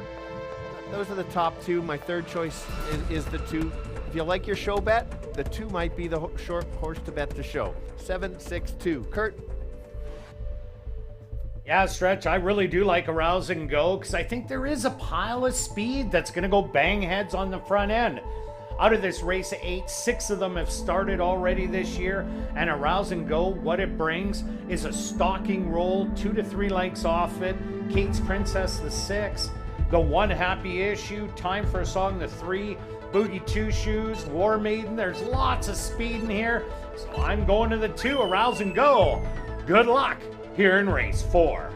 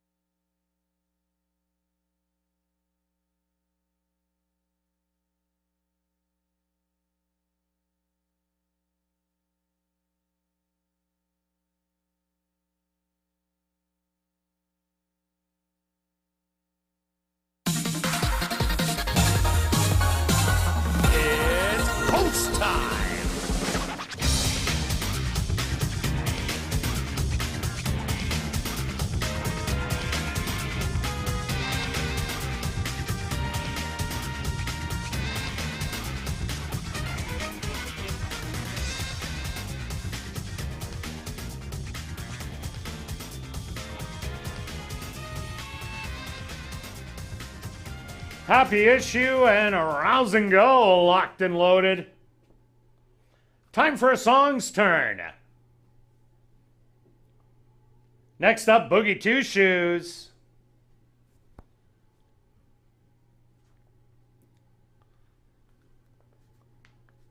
Dixie Mo's turn. Next up, the favorite, Kate's Princess.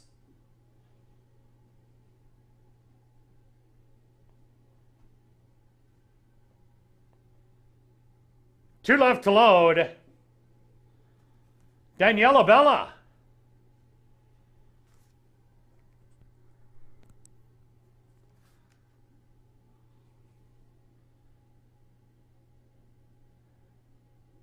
And now just waiting on War Maiden on the outside. Time for a song, a little restless in the starting gate.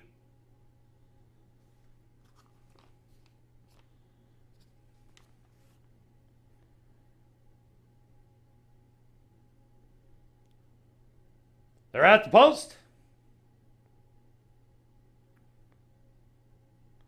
And they're off. From the inside, that's time for a song. Showing speed with Boogie Two Shoes in the middle. Kate's Princess on the outside. Also right there, Happy Issue is stalking those leaders now in fourth. Fifth in between horses, that's a Rouse and Go. Then it's back to Daniela Bella. And your early trailers are going to be Dixie Mo and War Maiden. The opening quarter, a quick 22-3. It's Boogie Two Shoes and Kate's Princess. Nose to nose as they hit the head of the lane. Daniela Bella set down for the drive on the outside, but Boogie Two Shoes has a lead now by 2. Daniela Bella coming with a late burst at the end. Daniela Bella is going to get it done. Boogie Two Shoes second best. Third's going to go to Dixie Mo, and fourth to Kate's Princess.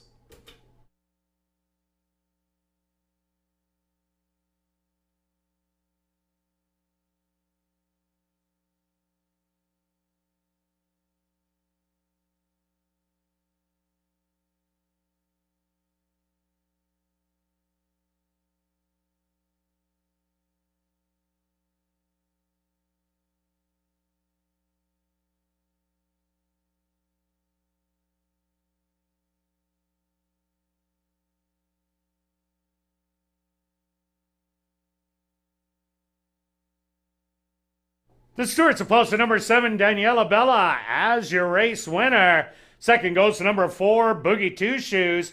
Third to number 5, Dixie Mo. And fourth to number 6, Kate's Princess. They went the opening quarter 22-3. The half 46-2. Time for the 5 furlongs. A quick 58-4.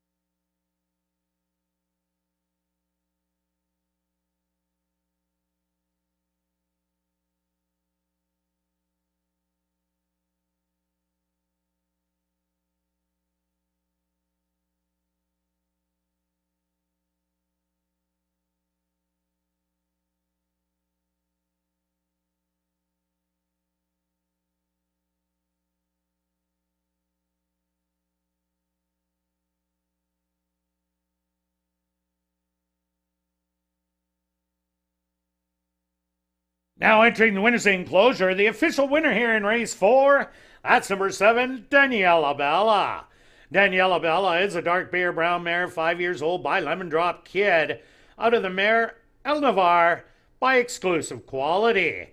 Owned by Bill Michael and Wind Dancer Stable, trained by Wendy Anderson, and ridden to victory by Neville Stevenson. Time for the 5 furlongs, 58-4.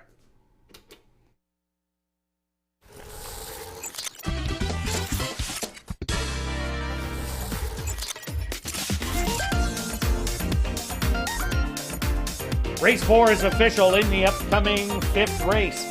Number 7, Major Shepherd. Make the jockey Neville Stevenson. Once again in this 5th race, number 7, Major Shepherd. The jockey Neville Stevenson. Also, ladies and gentlemen, please take note, the stewards have upgraded the track condition. The track now listed as fast. The track condition now listed as fast. Also, be sure to check out our new player portal at asdowns.com. All the information you need on ASD Live Racing in one convenient place. Watch live racing access, free online ASD programs, expert selections, and more. Scan the QR code on the player portal ad in your program to go there now.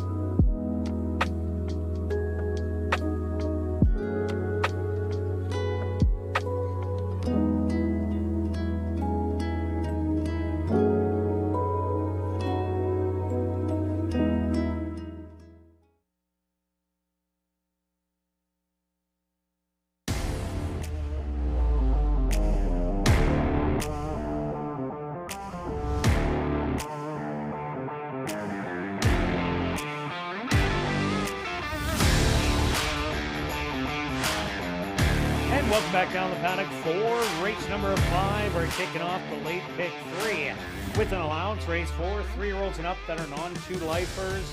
We're going to go 5 furlongs. Stretch. Let's look back at race 4 really quick. Golden Gate horses. Very, very, how you want to say it?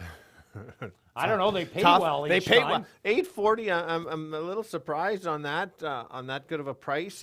Some might not think it's that much. Actually, I thought it was. The race again ran how we both basically thought. The 6 would go out. You thought there was other speed. 4 ran a really nice race, put the speed away, but couldn't hold off the 7. Made a move on the outside, so you could see that the 4 had the kind of speed favoring inside, but the 7 made that nice move on the turn, which we've seen before. I saw that in that horse's previous 2 back was a good race. So a couple nice payouts there. We're both alive in the pick 4. I cashed my pick 3 in that last race, paid very well. Dixie Mo, I think, in race 4 ran a heck of a race for a horse that loves routing. And watch for that horse next time. Okay, carrying on to race number 5. Who do you like in here, Stretch? Yes, exactly. We've both landed on the same horse, the 4 horse. Except I keyed it in my pick 4. You did. And I went all in. You took a chance, and that's okay. You've got to take a chance somewhere. I picked another spot. I found this is the trickiest race on the card. So you're looking at the 4 as my top selection, 7-1. Everybody's jumping off the bandwagon on our selections, but that's okay. The odds are about what I thought. This horse has been running at Turf Paradise. 15 non-2, I like that. That 15 non-2 is very difficult. You can sometimes get some Santa Anita invaders in there that the owners don't want to drop to the bottoms. Big difference from the dropping, and then you go back. This horse actually was in the Derby last year, and early on you can see going 5 furlongs. Doesn't mind the distance. I think Antonio might just sit right on the flank of Call the Cops. Call the Cops has only got 1 gear, and that's go right to the lead and go as fast and as far. So that's my top selection. How about your second choice there, Kirt? Well, my second choice, I went to number 9, Not Afraid. Here's a horse that was consistent throughout. 7 starts, 4 wins, 2 second-place finishes. And one of the wins was taken away when it went 7.5 furlongs. But the only bad race is when it went against the older horses, and those were tough. Those are stakes caliber, just under Del Vecchio, Perciability, and McKeag. Those are the top Manitoba breds we have out here, or 3 of them. And Not Afraid has been training down south before arriving here at the Downs, and good work's coming in.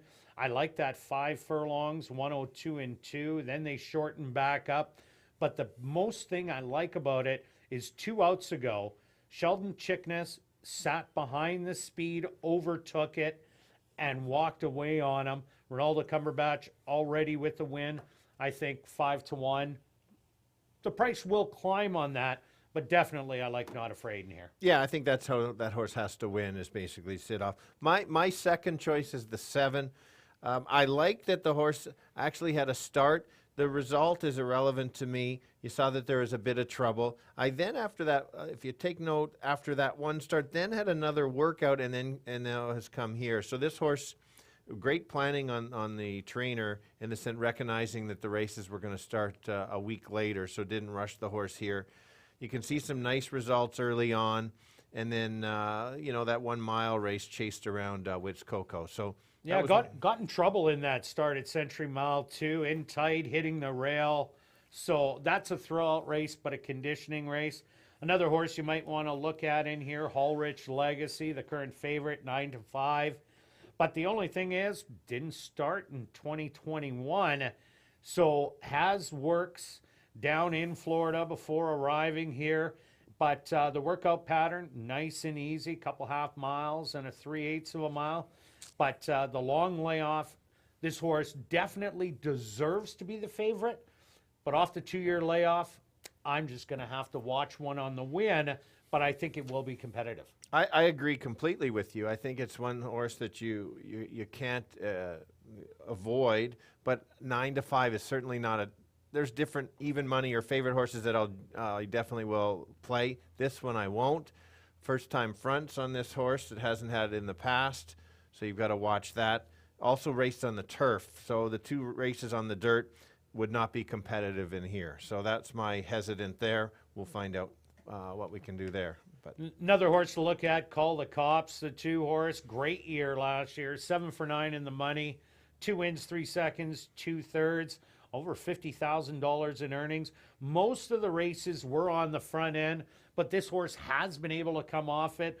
I'm just not sure if there is enough speed in Call the Cops to keep up with Euro Silver Biz in here as I think the predominant speed of the race, but definitely a horse that tries.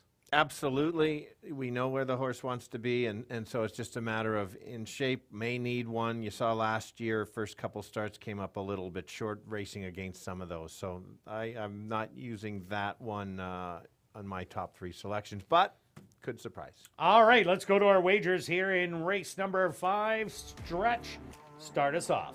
Okay, I'm just doing a small exactor wheel.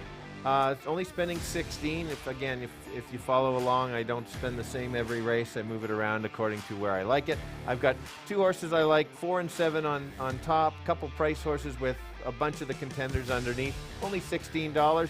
If you want to spend $1, it's 8. So 4, 7 with 3, 4, 5, 6, 7. And myself, I'm going after the tractor. I'm taking my key horse in the pick 4, number 4, Euro Silver Biz on top with the 9 Not Afraid with all. And then I'm doing the wedge in the middle and going 4, all, and 9. Both of those tickets cost $7 each for a total of $14. Good luck with all your wagers here in race 5, and we'll see you back for race 6.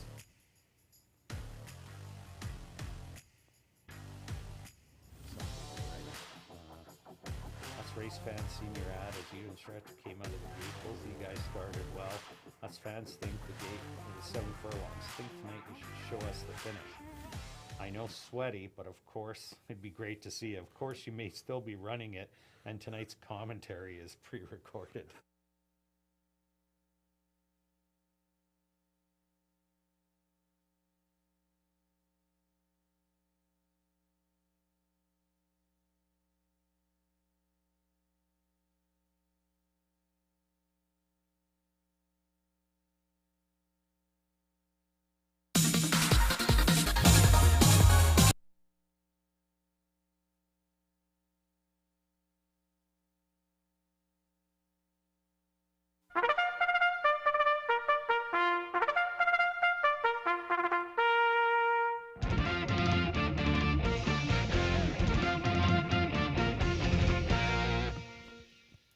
The horses are on the track for race number 5. They're going to go 5 furlongs for $15,000. Number 1 is Kitten, owned by Shelley Brown, the estate of Harvey Warner, Gene McEwen, Steve Holborn, B&J Stable, and Oslin Bell, trained by Shelley Brown with Ronald Alley.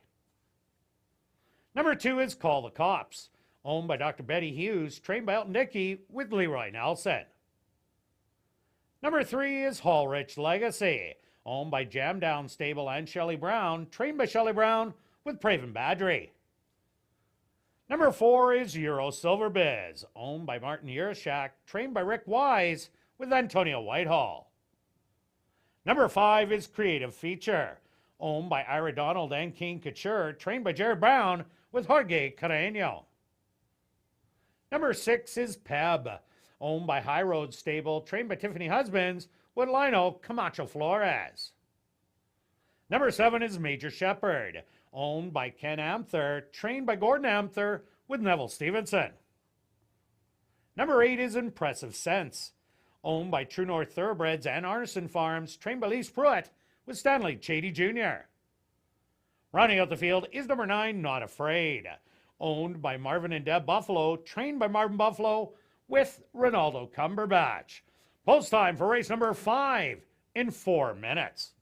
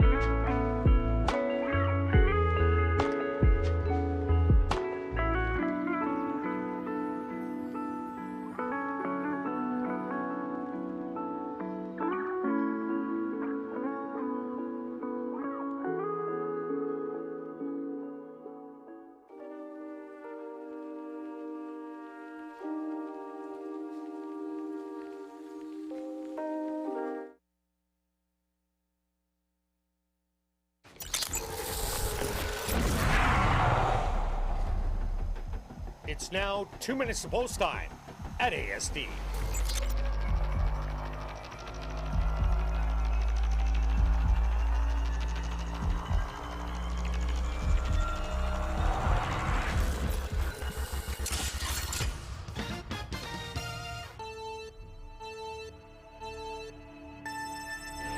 Here we go on an allowance field of non-winners of 2 lifetime. As you can see, check out the incredible odds board. The favorites are co-favorites at 3-1 with some long shots at 20. 9 horses. I thought 7 or 8 of them could win. I landed on the 4, which is at 5-1. Horses raced at Turf Paradise. It could go to the lead, but I don't think has to have the lead. I think you can sit on the flank of Call the Cops. That's going to be your speed of the speed. Couple maybe closers would be the 7 Major Shepherd. So I've got it 4, 7, and a super long shot Peb picking up the pieces with the 6. Kirt? Yeah, Stretch, I'm with you on number 4, Euro Silver Biz. I think he is going to show that early speed, and I think those 2 starts in Phoenix are going to be the deciding factor in here. With being on the inside, I think this horse is going to press. You're getting 5-1 right now, and I also like the 9, Not Afraid, taking a whole bunch of money at 3-1. Good luck with all your wagers here in race 5.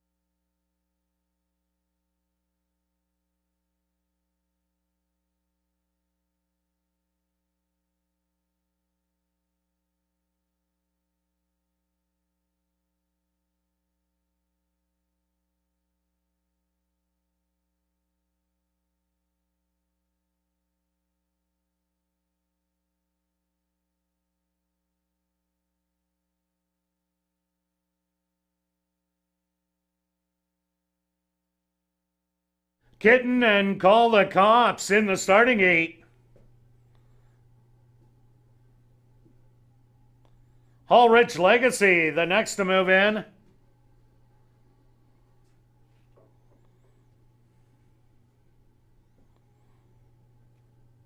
Euro Silverbiz. He finds his spot. Creative Feature goes in.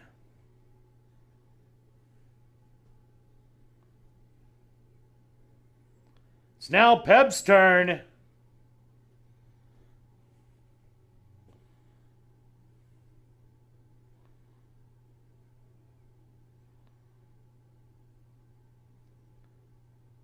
Major Shepherd set to move in. Now just 2 left to load. Impressive Sense.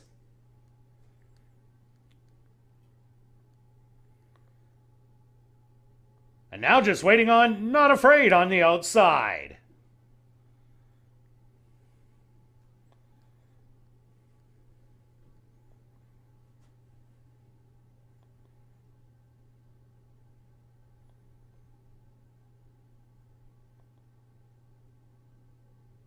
The field is set. They're at the post, and they're off. From the inside, Euro Silverbiz shows some good early speed with Call the Cops, and now Hall Rich Legacy taking over as the early leader. To the outside, Impressive Sense and Not Afraid. Only 2 lengths off that early leader. A gap of 3 lengths back to Kitten and Creative Feature. They're racing as a pair. And another 2 to Peb and Major Shepherd, who are the early trailers. The opening quarter, 22-1. Hall Rich Legacy has the lead by a length and a half. Euro Silverbiz to the outside, ready to make a bid. They hit the head of the lane, and it's still Hall Rich Legacy. Call the Cops on the inside. To the far outside, Not Afraid, trying to gain ground, but Hall Rich Legacy, the class shows and gets it done by 4. Not Afraid will be second best. Third will go to Call the Cops, close for 4th.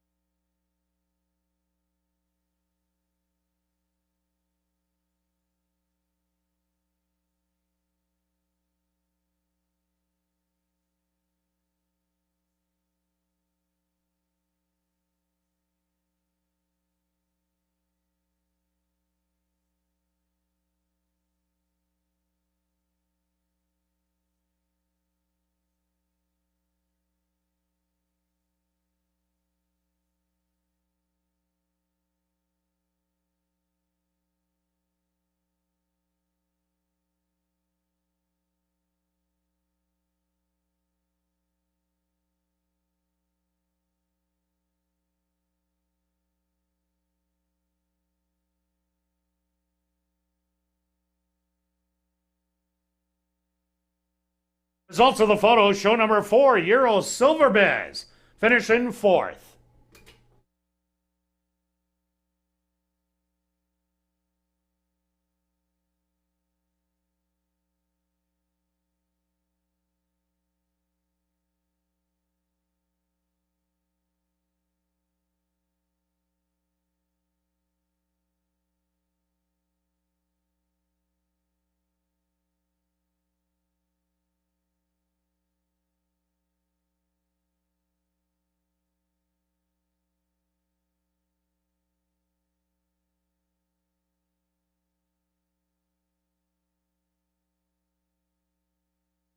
Now entering the winner's enclosure, the official winner here in race 5, that's number 3, Hall Rich Legacy. Hall Rich Legacy is a bay colt, 4 years old, by Field Commission, out of the mare Rose Francis by Crafty Prospector. Owned by Jam Down Stable and Shelley Brown, trained by Shelley Brown, and ridden to victory by Praven Badry. Time for the 5 furlongs, 58-1.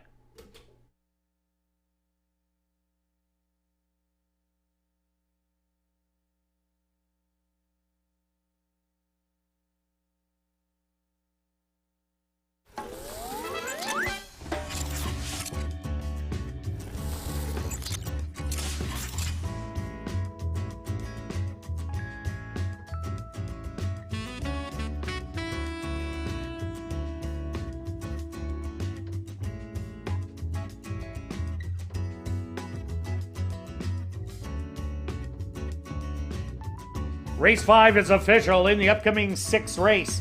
Number 9, Cabo Dorado. The ownership should read Droppin' Racing and James Kaplan, and make the rider Neville Stevenson. That's in this 6th race. Number 9, Cabo Dorado. Make the jockey Neville Stevenson. The ownership should read Droppin' Racing and James Kaplan. And ladies and gentlemen, join us on Tuesday, June 7th at 7:30 for ASD birthday celebrations. There'll be a special history display by track historian Bob Gates, concession specials, draws for wagering vouchers, plus a draw for a Winnipeg Blue Bomber merchandise package. That's Tuesday, June 7th. Post time for race number 6. 17 minutes away.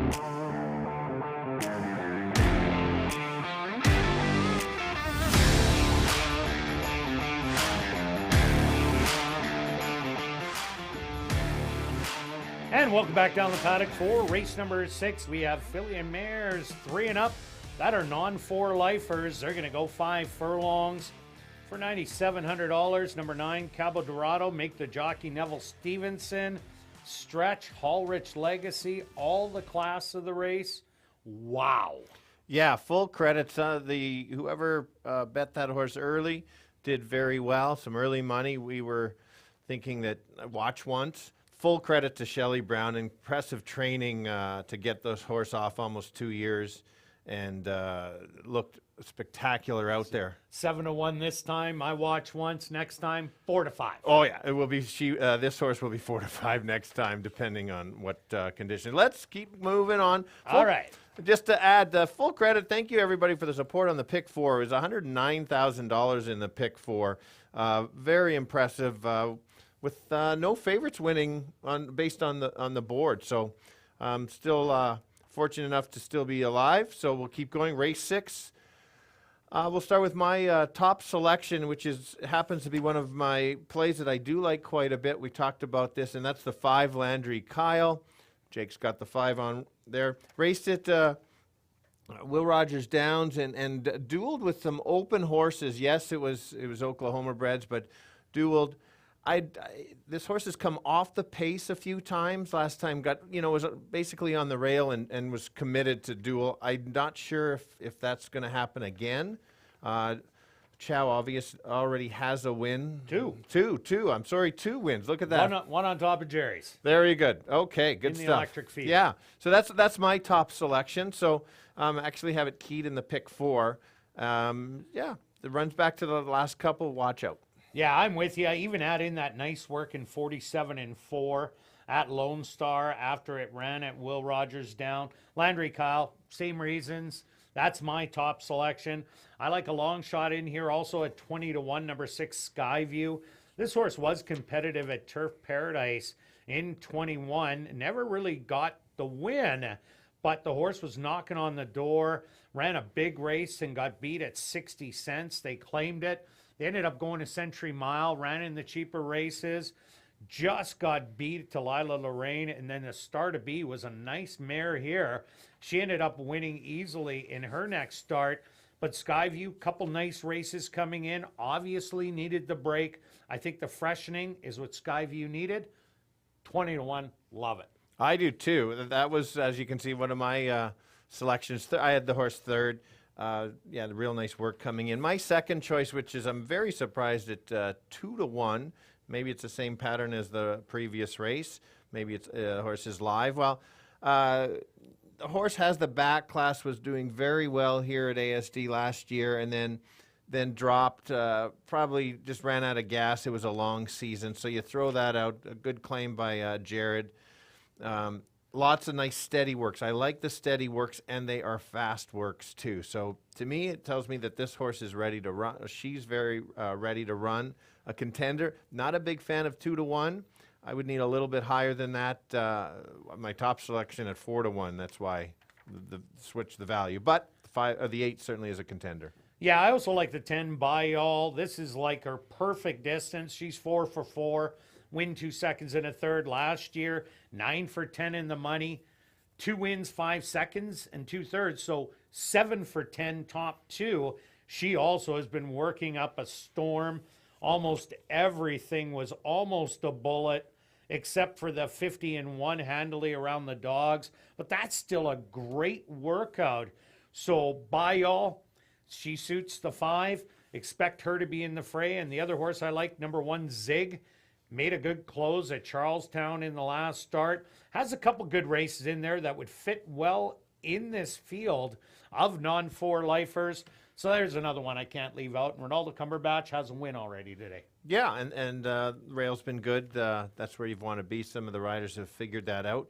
So, yeah, those are the horses. I'm kind of wide open on second, third, and fourth, but it's we got 10 horses. This is where you can take some chances on some long shots. There are some long shots, and we've seen them finish in the third and fourth spots. Good payouts already today. Oh, yeah, there's some routers in here, the 2, 3, 4, and 7. They like just plain and simple going longer, but definitely they can rally for third. Let's go to our wagers here in race number 6. Stretch, starting it off with you. Okay, so if you saw the pick 4 ticket, I keyed the 5, hence why I have a $3 exactor box, 5, 6, and 8, kind of a bit of a cover. I like the 5 best, but hey, let's get that 6 involved in there. If you want to only spend $1, it's $6. And myself, I went after the late double. I think this could really pay something. So I took 5 horses in here, 1, 5, 6, 8, 10, and 4 horses in the last race, the nifty 1, 3, 5, 10, a $1 daily double wheel. Will cost you $20. Good luck with all your wagers, and we'll see you back for race 7, our co-featured event, the Nifty.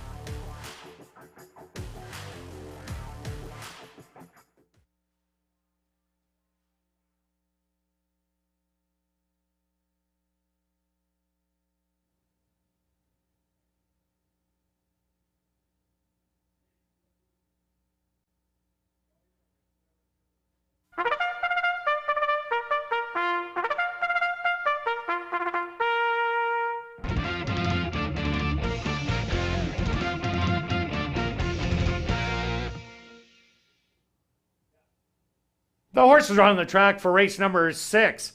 They're going to go 5 furlongs for $9,700. Number 1 is Zig. Owned by Too Old to Dance stable, trained by Lee Delaron with Ronaldo Cumberbatch.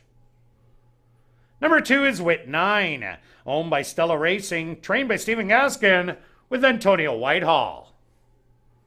Number 3 is Mission Reality. Owned by Hillside Farms and Right Attitude, trained by Stephen Gaskin with Praven Badri. Number 4 is Don't Get Smart. Owned by Roy Feedy, trained by Shelley Brown with Dwight Lewis. Number 5 is Landry Kyle. Owned by Henry Witt Jr., trained by Jerry Gorno with Chavi and Chow. Number 6 is Skyview. Owned by Silver D Stable, trained by Arlandino with Ronald Alley. The 7 is Good to Me, owned by 2 Points Ranch, trained by Blair Miller with Lionel Camacho Flores. Number 8 is Fox Appeal, owned by Ira Donald and King Couture, trained by Jared Brown with Jorge Carreño. Number 9 is Cabo Dorado, owned by Drop-In Racing and James Kepplin, trained by Steve Kepplin with Neville Stevenson. Rounding out the field is number 10, By All, owned by Shelley Brown, Oslin Bell, the estate of Harvey Warner, Jay Jackson, and Anderson Livestock Stable, trained by Shelley Brown with Leroy Nelson. Post time for race number 6 in 3 minutes.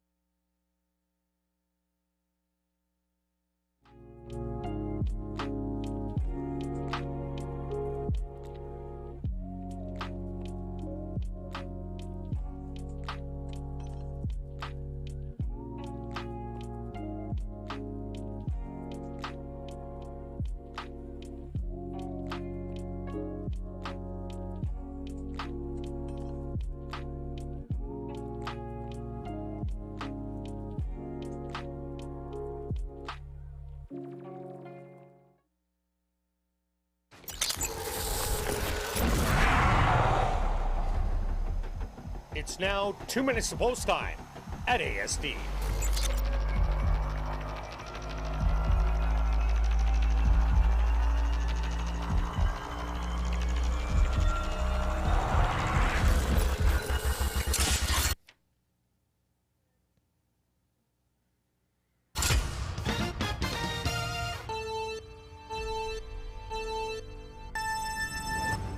All right, here we go. Claiming 5,000 non-winners of 4 life for fillies and mares. My top selection here is the 5. I like where this horse has been running, showing some good speed. With a workout back in May of sharp work there, look at the distance for this horse.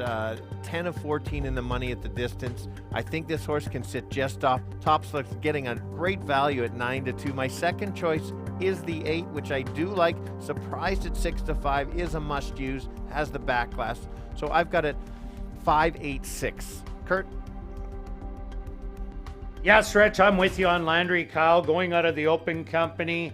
Even though it was state bred in against non-4 lifers, I think this one has some good tactical speed, and that's where they've been winning today. I also like a couple long shots in here. Skyview, this horse is going off at 30-1, had good form at Turf Paradise last year.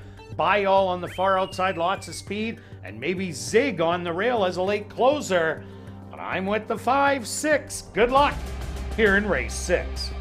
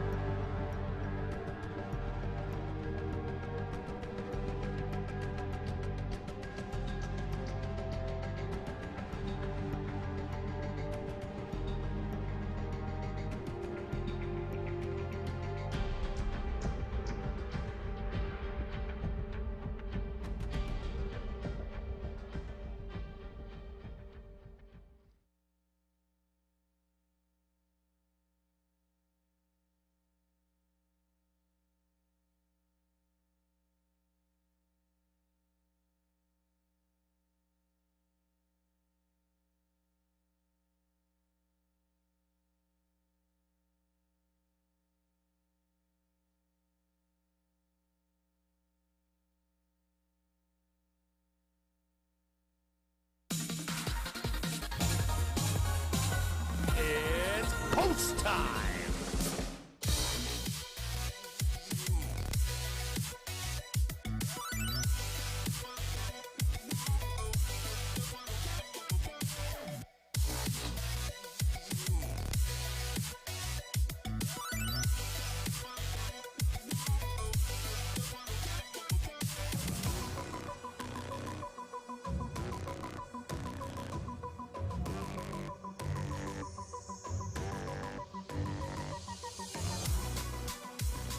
Zig is the first to find his spot on the inside.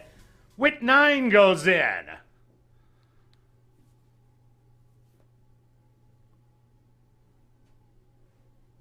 Mission Reality's turn. Next up, Don't Get Smart. Now Landry Kyle. The current 9-5 choice steps in.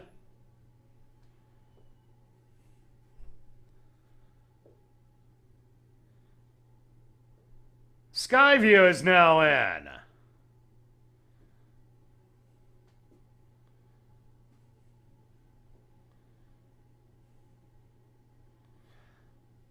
It's Good to Me's turn.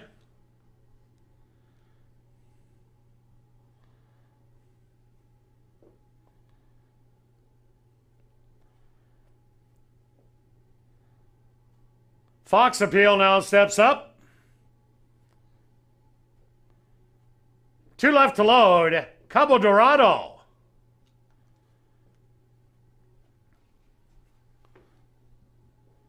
And now just waiting on By All to the outside.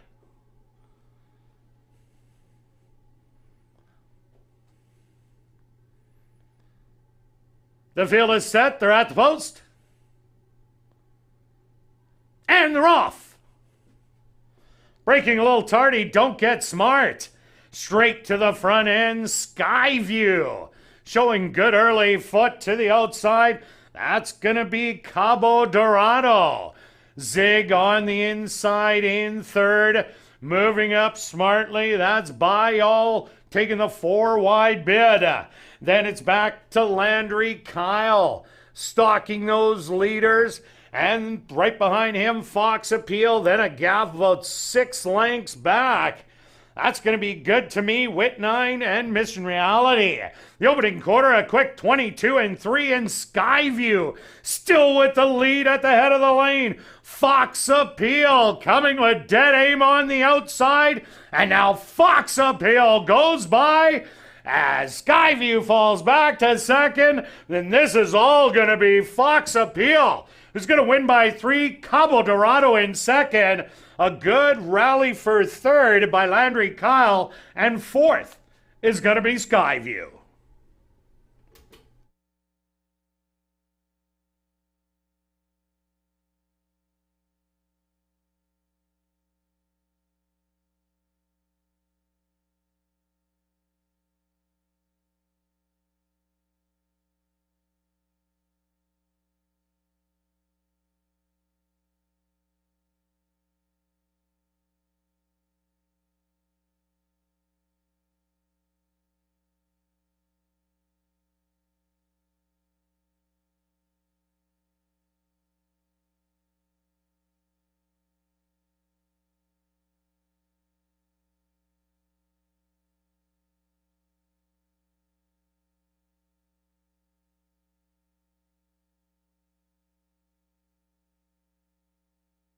The Stewart's opposed to number 8, Fox Appeal, as your race winner. Second goes to number 9, Cabo Dorado. A photograph has been called to determine the show position. They went the opening quarter 22-3, the half 46-2. Time for the 5 furlongs, 59-2.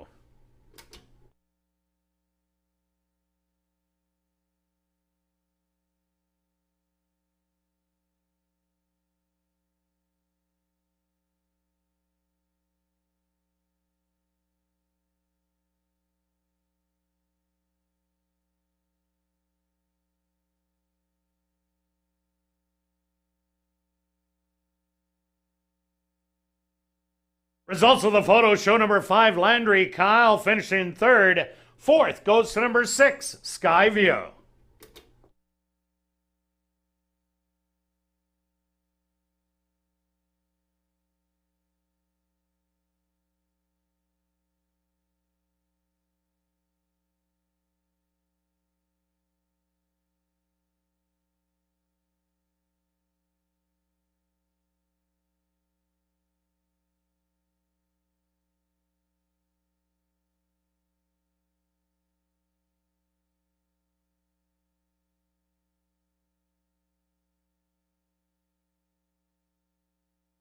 Now entering the winner's enclosure, the unofficial winner here in race number 6, that's number 8, Fox Appeal.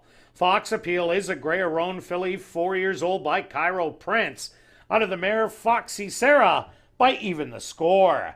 Owned by Ira Donald and King Couture, trained by Jerry Brown, and ridden to victory by Jorge Carreño.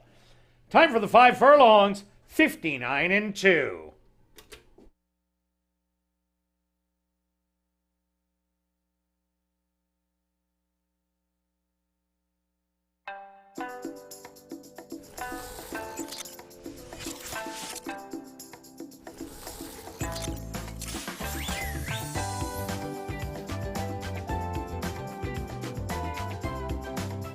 Race 6 is official in the upcoming co-featured event, the Nifty.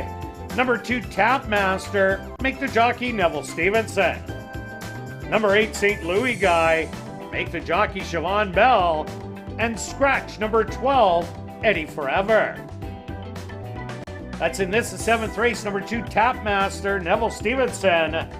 Number 8, St. Louis Guy, Siobhan Bell. And scratch number 12, Eddie Forever. Post time for race number 7 in 19 minutes.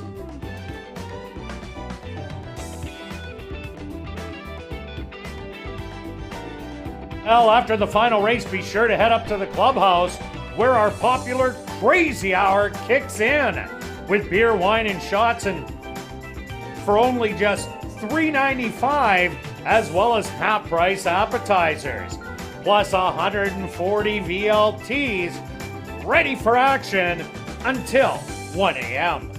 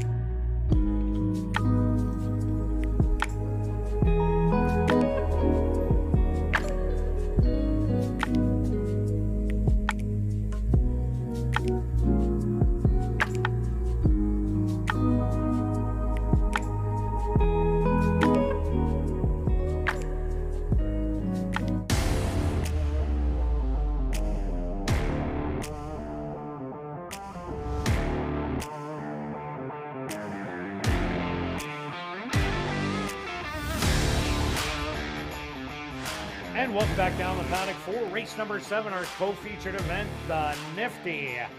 For older boys in the stake, going 5 furlongs.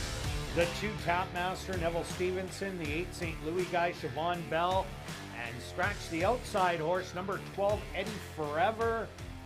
Stretch, Fox Appeal, getting it done. Jorge Carreño, last year's leading rider, getting on the board in day 1, and convincing winner at a real short price. Yeah, there was no surprise that she won. That's for sure. It was a second selection, and I didn't mind the horse at all. $4.40 in that field really surprised me. Much the best, but wow, 5-1 morning line and goes 440. Interesting how it was the reverse, and that's what happens again. Appreciate everybody playing the races here, but when there's that much money involved in there, you can make pretty much any size of bet you'd like to do, and you're gonna, if you're right, get paid. That one, everybody was on the same page. For sure. All right, let's take a look at race number 7. Who do you like in this one? Looks wide open. Yeah, what a great race to finish off the card. Whether you're alive in the pick 4, pick 5, I've got the pick 5 going still. So I'm going to start with my top selection. The betting board's about what I expected it to be. I've got the 3 horse coming from Turf Paradise. Horse has had some good competitive races, higher level optional claimer, and did get claimed last time for 12.5. Is the 5 furlong specialist. If you look at it, 5 of 6 in the money, 3 wins. If this race was any longer, would not be my top pick, but you got to watch what race they're in. They're in for 5 and or for 5 furlongs. That's why it's my top selection. A couple works here as well coming in, which even adds to it as well. Kirt? Yeah, no doubt about it. I love the horse too. Great race last time. Doesn't have to go to the front. So I think this horse is definitely live. I also like Market King, the 5 horse. Has a little bit of seconditis. Only limited starts so far this year. 5, 3 second place finishes. The previous year, 6 starts, 3 wins. And Market King, Jared Brown, has already got a win in the last race. He's going for the late daily double. I like that this horse has tactical speed, doesn't need to go to the front, so should get really good positioning. There isn't a ton of speed in this race. Most of it is on the inside with Tapmaster, Wake Up Call, and probably Market King. So I think this horse is going to get a good trip, and that's why I threw him in my top 3. Absolutely, yeah, very live. My second selection could have been my top selection if they were going longer, and that's the 10. Jake, if you can find the 10 out there for me.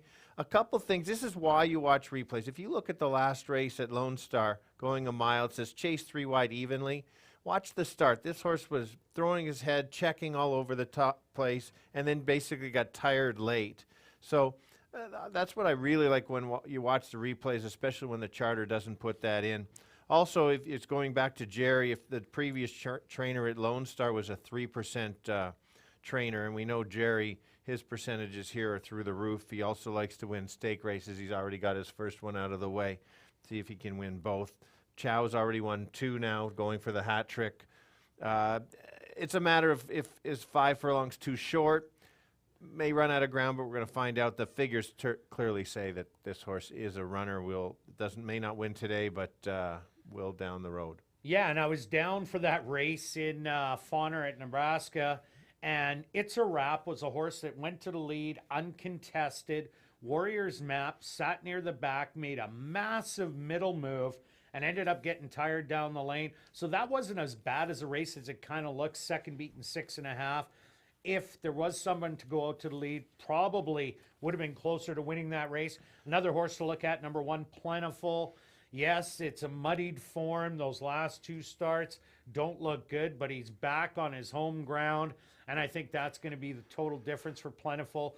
Isn't really a sprinter that likes the 5 furlongs. I think 6 furlongs or more, but expect a reversal of form here and drawing the inside. Got to give him a shot. Yeah, for sure. We were very successful or fortunate last year on that horse when it stretched out, but certainly can pick up a bit. My third choice was the 7, Something Super. Again, likes the distance. Again, running some top horses out there. Is a stalker. has won at 5.5. As we can see, at Turf Paradise was in for got claimed for 62, but then went up the ranks. So that's my third selection. Yeah, and Steve Keplin Keplin Jr. ran second in the last race, so his horses are ready. All right, let's go to our wagers here in race number 7, the Nifty Stretch. How are you ending off? All right, I haven't first trifecta of the year, and that's what we're going to go with. My 3 top horses, 3, 7, 10 with 3, 7, 10. Sprinkle with a bunch on the bottom. 1, 3, 5, 7, 8, and 10. Had to include your 1. 8 liked to run at our track last year, so wouldn't want to leave him out. Yeah, and I like a bunch in this last race, so I just went a $1 exactor box. 1, 2, 3, 5, 10. And that'll cost you $20. Good luck with all your wagers here in race number 7. And we'll see you back tomorrow for ASD Live, 6:45 Central.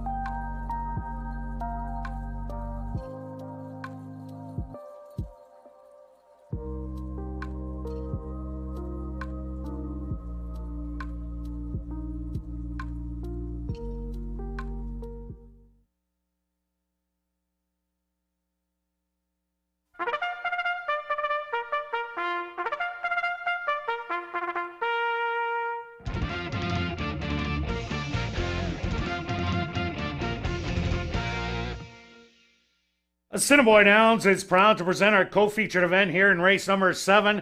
It's the Nifty for the boys 3 and up, and they're going to go 5 furlongs for $20,000. Number 1 is Plentiful, owned by Murray Duncan and the estate of Gerald B. Stewart, trained by Murray Duncan with Stanley Chady Jr. Number 2 is Tapmaster, owned by Kenneth Amthor, trained by Gordon Amthor, ridden by Neville Stevenson. Number 3 is Wake Up Call, owned by John Gannis, trained by Stephen Gaskin, with Antonio Whitehall. Number 4 is Life's Been Good So Far, owned by Marvin and Deb Buffalo, trained by Marvin Buffalo, with Lionel Camacho Flores. Number 5 is Market King, owned by Ira Donald and King Couture, trained by Jerry Brown with Jorge Carreño. Number 6 is Mr. Dazzle, owned by Kyle and Megan Hebert, trained by Mike Tamporn with Leroy Nelson. Number 7 is Something Super, owned by Droppin' Racing and James Keplin, trained by Steve Keplin Jr. with Praven Badry. Number 8 is St. Louis Guy, owned by Henry Witt Jr., trained by Jerry Gorno, with Sheldon Chickeness. With Siobhan Bell. Number 9 is Flash of Glory, owned by True North Thoroughbreds, trained by Michael Nault, with Ronald Alley. Number 10 is Warrior's Map, owned by Henry Witt Jr., trained by Jerry Gorno, with Javian Chow. Rounding out the field is number 11, Real Grace, owned by Gene McEwen and Shelley Brown, trained by Shelley Brown with Ronaldo Cumberbatch. Number 12, Eddie Forever, was scratched. Post time for the Nifty in 4 minutes.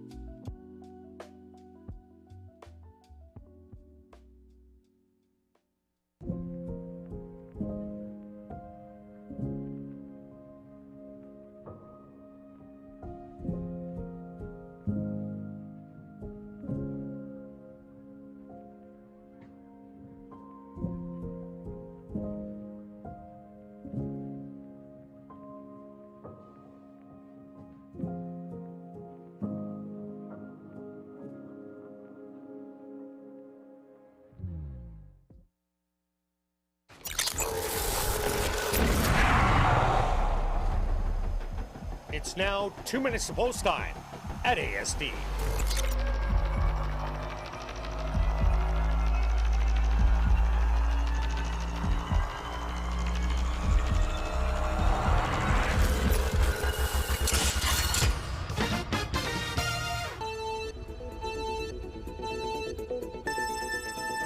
All right, a great way to cap off the night. We've got 11 horses, relatively wide open field. There's a few lower price contenders. I'm going to start with the 3-horse Wake Up Call. I like the horse because of the distance, getting nice value, 3-1. I think that's about a fair price.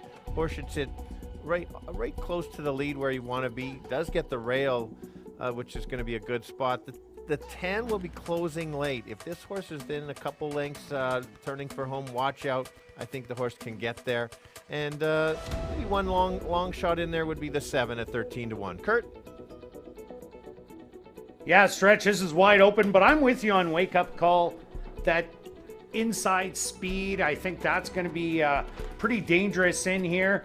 But underneath that, Plentiful, the 1, 8-1 on the board. Off those Oaklawn Park races, expect a much better effort today. And the 5-horse Market King, that's another one that could really improve and like the surface. So I'm 3, 5, and 1. Good luck here in the Nifty.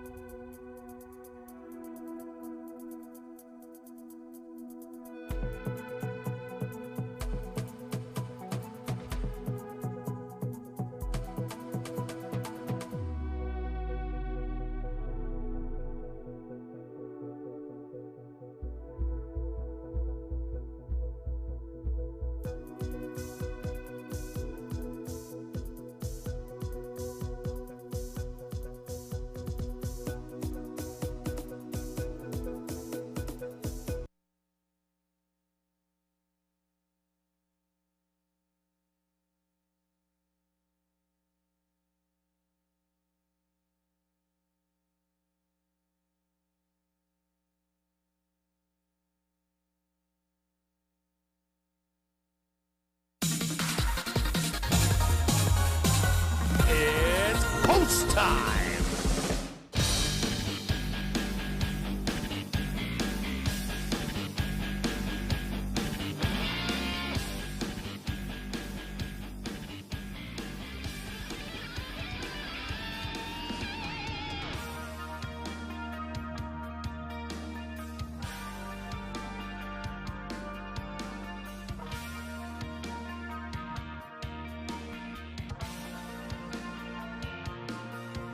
Plentiful will lead the field in for the nightcap.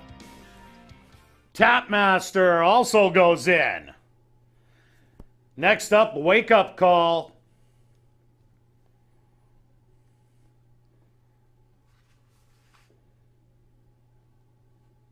Life's been good so far. Starting to step in.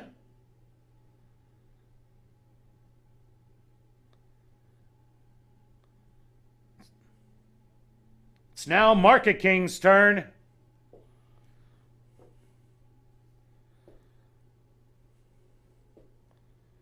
Mr. Dazzle steps up.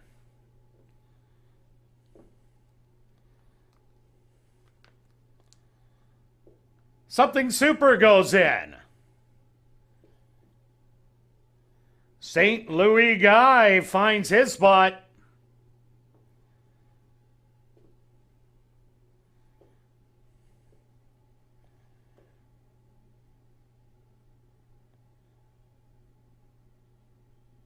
Flash of Glory set to move in.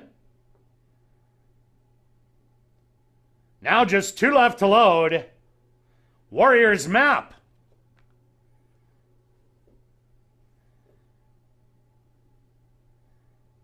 And now just waiting on to the outside, Real Grace.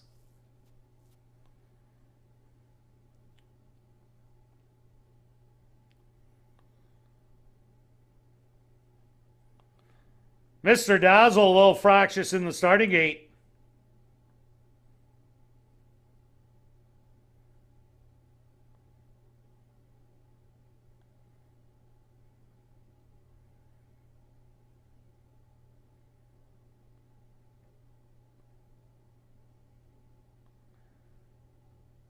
Real Grace almost in.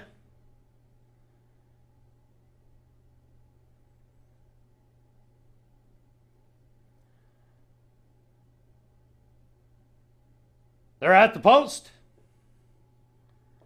And they're off in the nifty.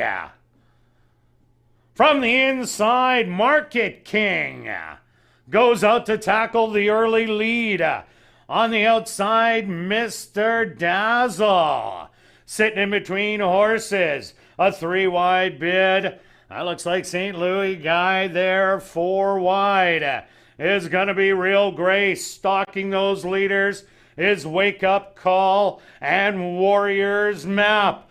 They went the opening quarter a quick 22-3. Market King on the inside. To the outside, that's not Tapmaster, that's Real Grace. These two hit the head of the lane. Short lead for Market King. On the outside, Real Grace is trying to get at it, but Market King is digging in. Real Grace on the outside, but Market King hangs on. Real Grace will be second best. Third is going to go to Mr. Dazzle, and fourth to St. Louis Guy.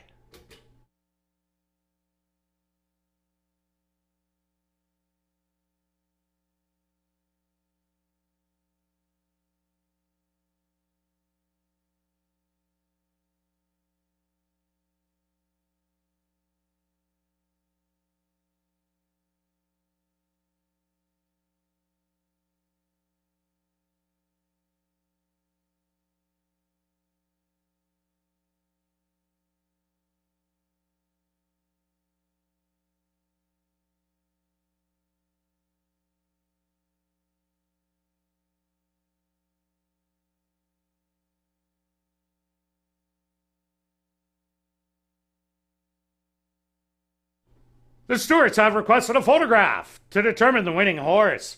They went the opening quarter 22-3, the half 46 seconds. Time for the 5 furlongs, 58 flat.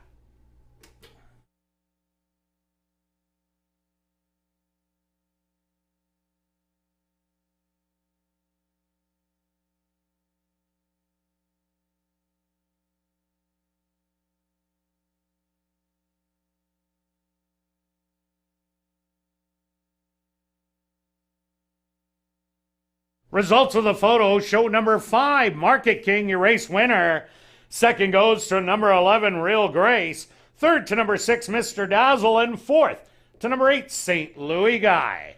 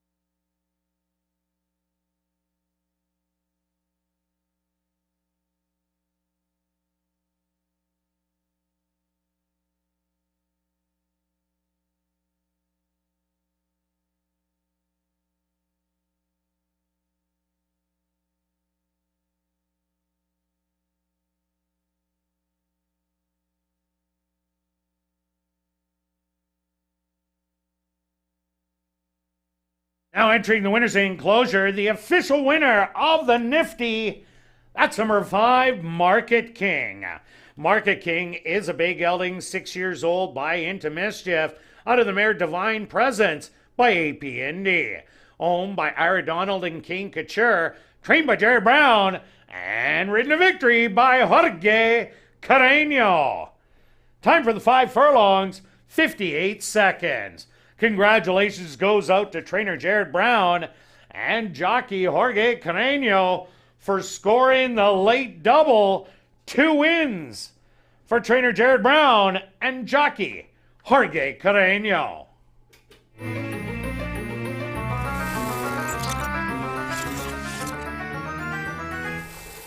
Well, now it's time to head up to the clubhouse to enjoy Crazy Hour in the second level. Beer, shots, and wine just $3.95 and half-price appetizers. Racing resumes tomorrow night at 7:30, then next Monday and Tuesday at 7:30. See you then, but now let's head to the clubhouse for Crazy Hour.